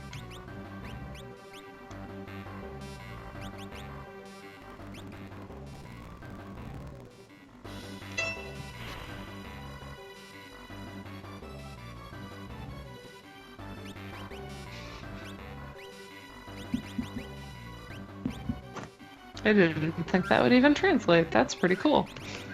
I could play all my video game stuff that my girls are working on. I didn't realize MuseScore was going to come through the chat. Oh, and yeah, David, especially when I'm thinking prog rock and Yamato, Dream Theater is like the first thing that pops in my head, like all the freaking time. ELP, man. I really do.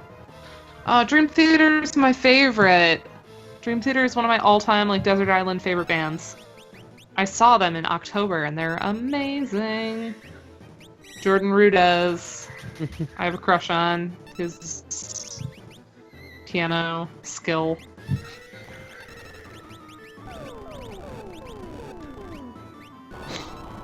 So, third time's the charm? Yeah, I should do a little better this time.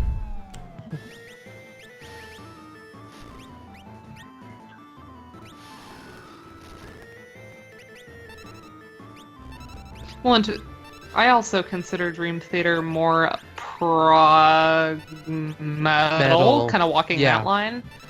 Oh, yeah. I actually brought up Dream Theater in my rock history class last night, talking about the virtuosity of most metal musicians, and like Dream Theater being the epitome of that. Oh wow, you're ahead of me in my rock class. We're just doing 60s psychedelia right now. Well, the way I do my class, I have this weird setup where I go like through the introduction, like, jazz, blues, blah blah blah, up through the end of the 50s, and then I launch into this sort of narrative of like this big overarching narrative of like from the 60s to today, and like setting up this arc and talking about Beatles, Zeppelin, Floyd, Talking Heads, and ending with Radiohead. Do that in 3 weeks, and then I jump back and start covering like the things filling in the gaps. So you're looking at like major spheres of influence. Yeah, kind of. I also set up this sort of trajectory of what I call the innovative bands who start out with the music of the period that they begin in, but then really push the boundaries and definitions of what rock, quote unquote, could be. Neat. I think I'm mostly chronological, but I'm because I'm teaching online, I'm very topic based. So right now we have a conversation about drugs and music, and we talk about Brian Wilson, and I basically say, is drug use worth it if you get an iconic song at the end of it? And of course, these kids were all raised on Dare, so a lot of them are like, "It's terrible what drugs do to your body." I'm like, yeah, that wasn't the question. At least your students talk. I teach an evening class, and so it's like a 3-hour lecture, and getting my students to talk at all in my class is like pulling teeth. Well, it's an online class, so they're posting to a discussion board, so they have time to kind of think through what they want to say. Airquake.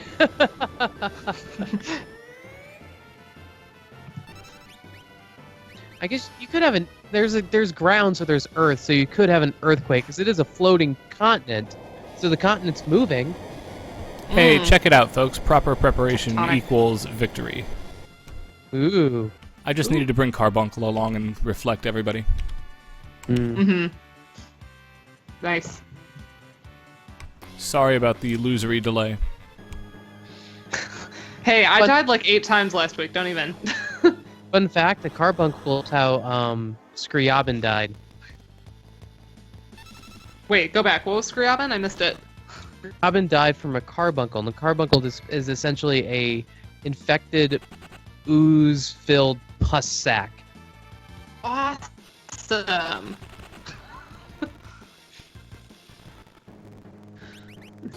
I love composer death stories, man. Like Lou Lee getting gangrene from stabbing himself in the foot. Yeah. Keeping time while conducting. I love that. Yeah. Or Ravel, who was hit by, like a runaway cart and that had experimental brain surgery and eventually died from. Did you just say Ravel? Yeah. Yeah. Well, he had a frontotemporal dementia. So, yeah, the obsessiveness that you hear in Bolero, he's using the same theme over and over and over again because repetition is a key symptom of that type of traumatic head injury. Yeah. And we're back to the opening theme. Yep, again, we're made to think this is going to be it. Mm-hmm. Well, you're confronting the bad guys. We get Catastrophe here, which, again... It's worth noting, if you don't take Celis with you, she will show up at this moment. Oh, yes. Interesting. She will pop up. Yeah, she jumps in from the side like Shadow does to save you after you get stunned here. So even though I argue that this one sounds more... like the Catastrophe and Metamorphosis seem misnamed, like they got swapped somehow, but this is our classic, uh-oh, something is happening. Also, that's one of the creepiest ideas in the whole game, I think. Which one? The, why don't I assign you the task of creating progeny line? Mm-hmm. Oh, God. Which, that's unique to this translation. The other one talks sort of about, like, ruling together, but it doesn't mention, like, a dynasty. I have a feeling that's a Nintendo censorship issue. Yeah.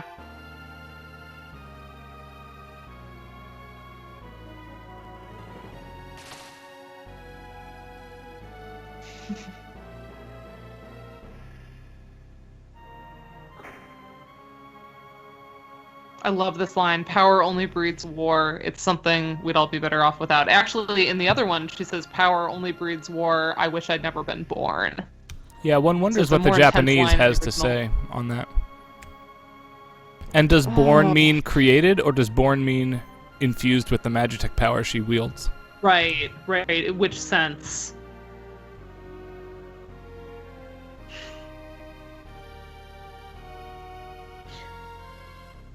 I had a Japanese copy of the script at one point. But I don't think I have it. I don't have it on this laptop. Or I'd look it up. At one point I had both, because at one point it was important to me to compare the translation.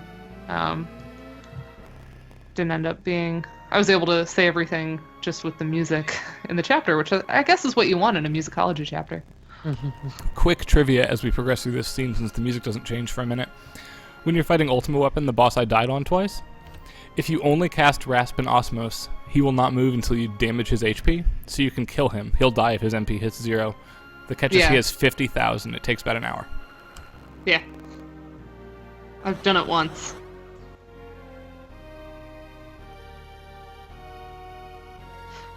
Because to me, that's it's one of the more passive ways you can destroy a boss is to do the MP drain. Obviously, it only works on certain bosses, but that was the closest thing to a pacifist run like you get in Undertale that I could get back in this era. That appealed to me a lot. I liked the idea that it was a really long-winded way to go about it, but that it was possible.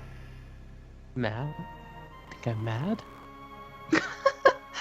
I really like what's happening in the chat right now.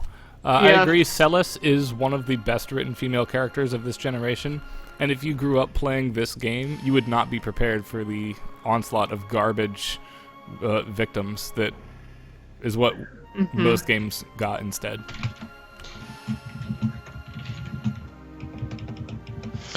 And I agree with David. I have never understood the fascination people have with Sephiroth as a villain.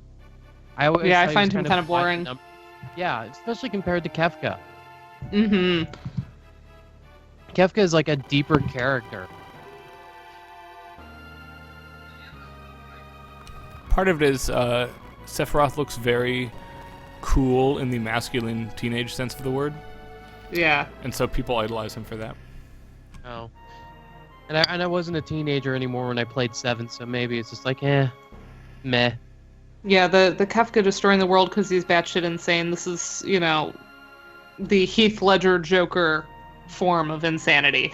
Yeah. So, plenty of examples of this. But that's the one that, like, the parallels are very, very striking. I just picture Heath Ledger walking away in the nurse outfit and the explosion. Like, that's the kind of terror that Kefka is getting at.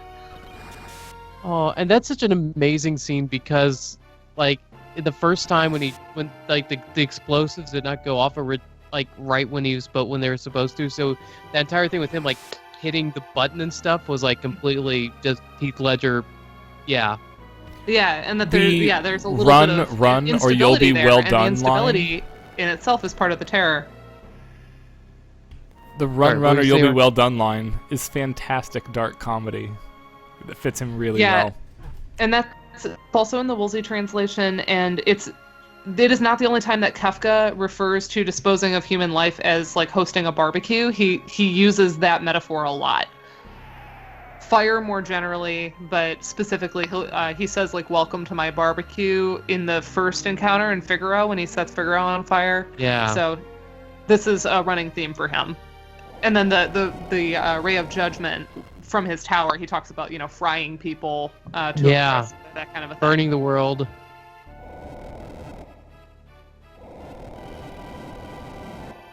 The only other game I can think of that really experiments with abject, utter failure on the part of the player characters is Chrono Trigger. When you have to go back and rescue Chrono, like right. When you have to save Chrono and rewrite history. Mm-hmm. I so need to finish that game. So good. I agree that FF9 is an homage to the best of the prior games, by the way, from the chat. Mm-hmm. I freaking love 9. 9 has the single worst last boss in the entire franchise, though. It's really kind of a tragedy for it.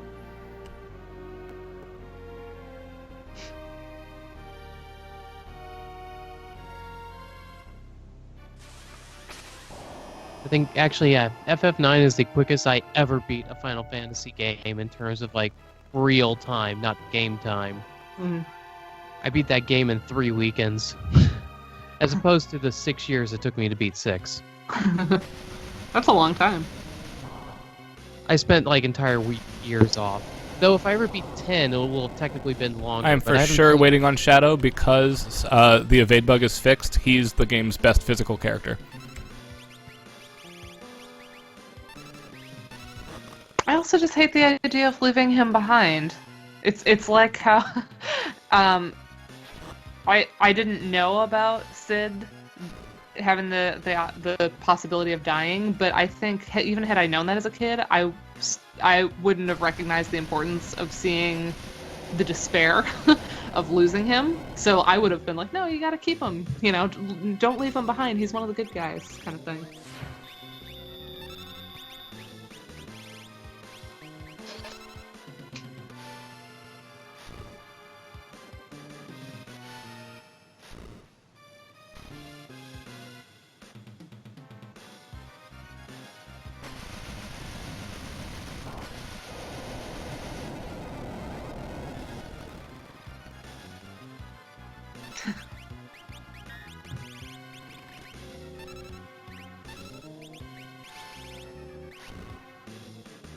Yeah, there's an elixir in the chest if you walk the right way.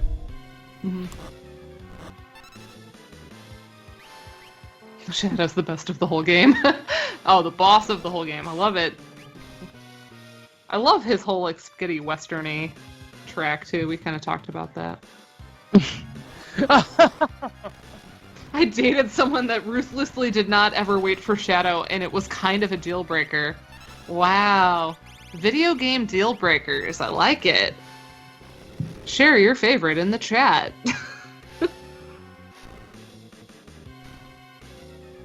I don't know if I have any dating video game deal breakers, but I'm not quite the level of gamer that the rest of the people are here.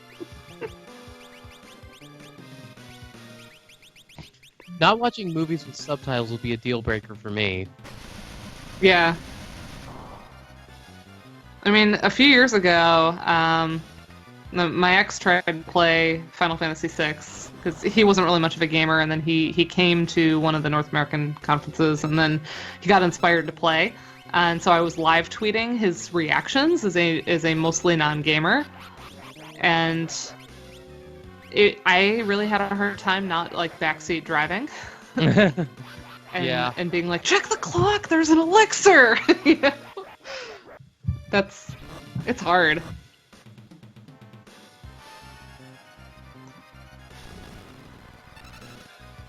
Will Gibbons and I are very compatible in the way we play these kinds of games. We were saying we play slowly, we over level, we teach characters spells, we wander, we do all the side quests. Like we're that very like if it's a JRPG, we take our time, we're slow gamers about it. No speed running for me. I admire people who do it well. I personally don't enjoy playing that way.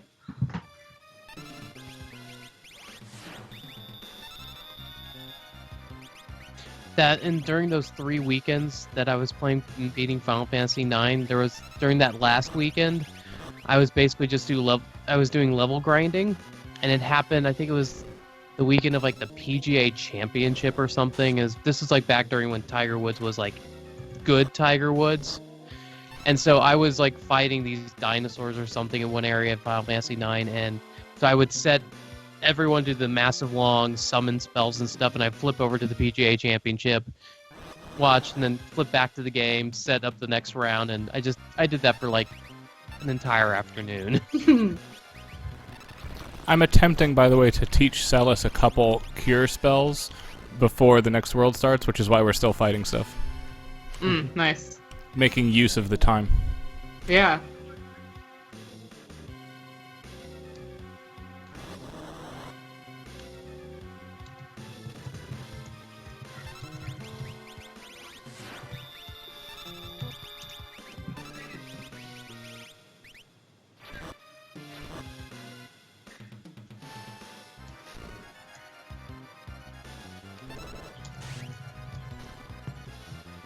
On Final Fantasy VIII, I have long said that if the draw animation did not require a disc load, nobody would ever complain about it at all.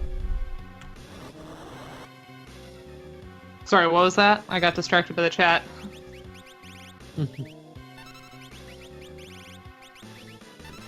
Sorry, I had to play for a minute. I said that if the draw command did not require a disc load from the CD, then nobody would ever complain about 8. I still find the plot contrivance of 8 very annoying with the we all knew each other as kids thing. Maybe it's because I played it at an impressionable age. I thought it was cool.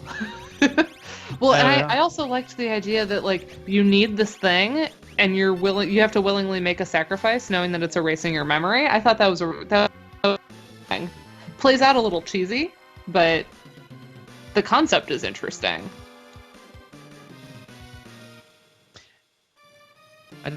I'm a big fan of 10-2, and I realize I'm in the minority. I but I think it's awesome. I really liked 10, but I was actually about to say, if I ever get back to actually beating 10, it will have taken me longer to beat that than Final Fantasy 6. But 10 has the game's best ending and best plot closure of the entire franchise. I need to go back and beat it then. I'm so close to the end, but I haven't played that game since 2006 or so. Yeah, I think it was 2006 because it's before I moved to Colorado. Hmm.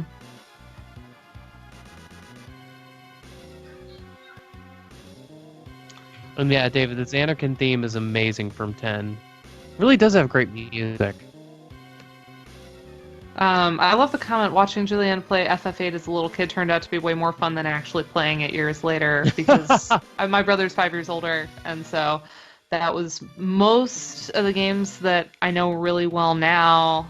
I have a deeper knowledge of things that I watched played before I played them myself, which makes sense, and I was focused on the music, I was focused on the sound design in a way that I couldn't be if I were playing and struggling. And it's a formative experience for me as a musicologist that now works on the video game music, so it really resonates with me. I love the line, "I can't die before I collected my pay." It's very Western, and it helps to reestablish Shadow as the game's Western character, as I think Michael said last time. What did I say? That Shadow is like the cowboy, the Western of the game. Oh, yeah. Well, the theme says that.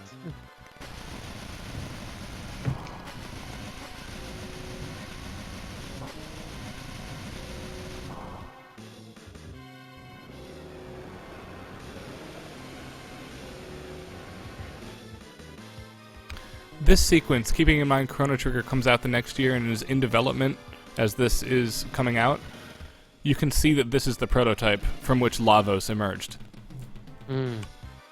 It's like exactly the same animation. Yeah.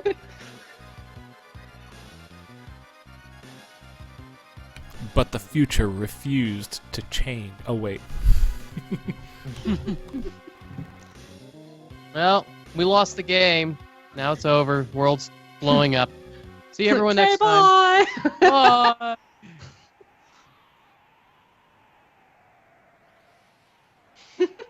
Like how we're all saying that. I really like, by the way, that it starts and the background of the new overworld is a different time of day. That immediately communicates to you that this is new. Yeah. And we got the wind again.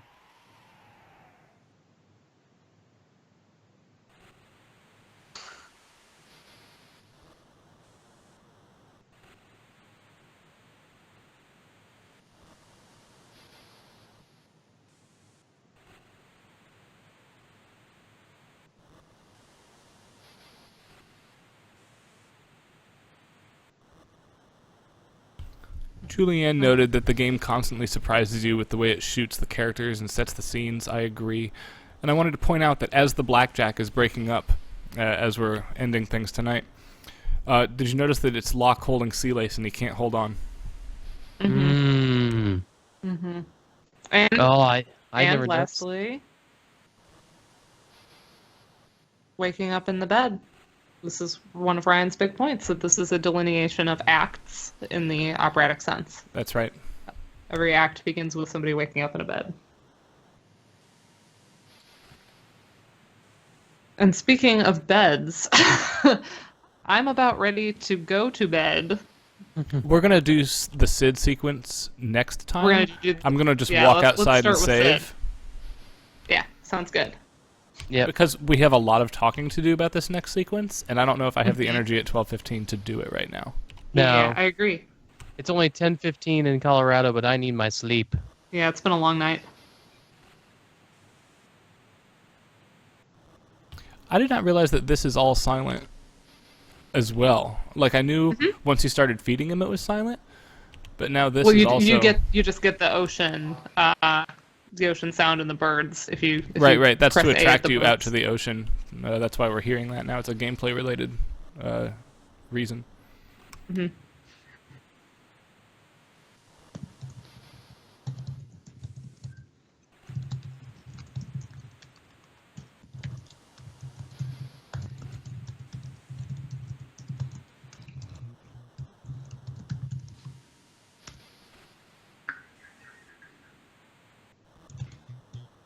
I do have to say, I don't buy that she's been out for a year.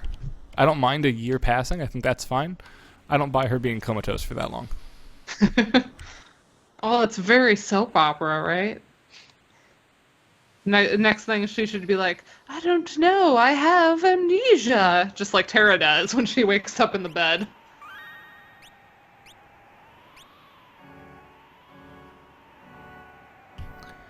Alright, normally we do not hear this music, so I'm not going to talk about it today. The only way to get it is if you go outside, go in the menu, and exit, the overworld will start playing. But this is a track we're going to save chatter about for next week as well, since most players will never hear it right here.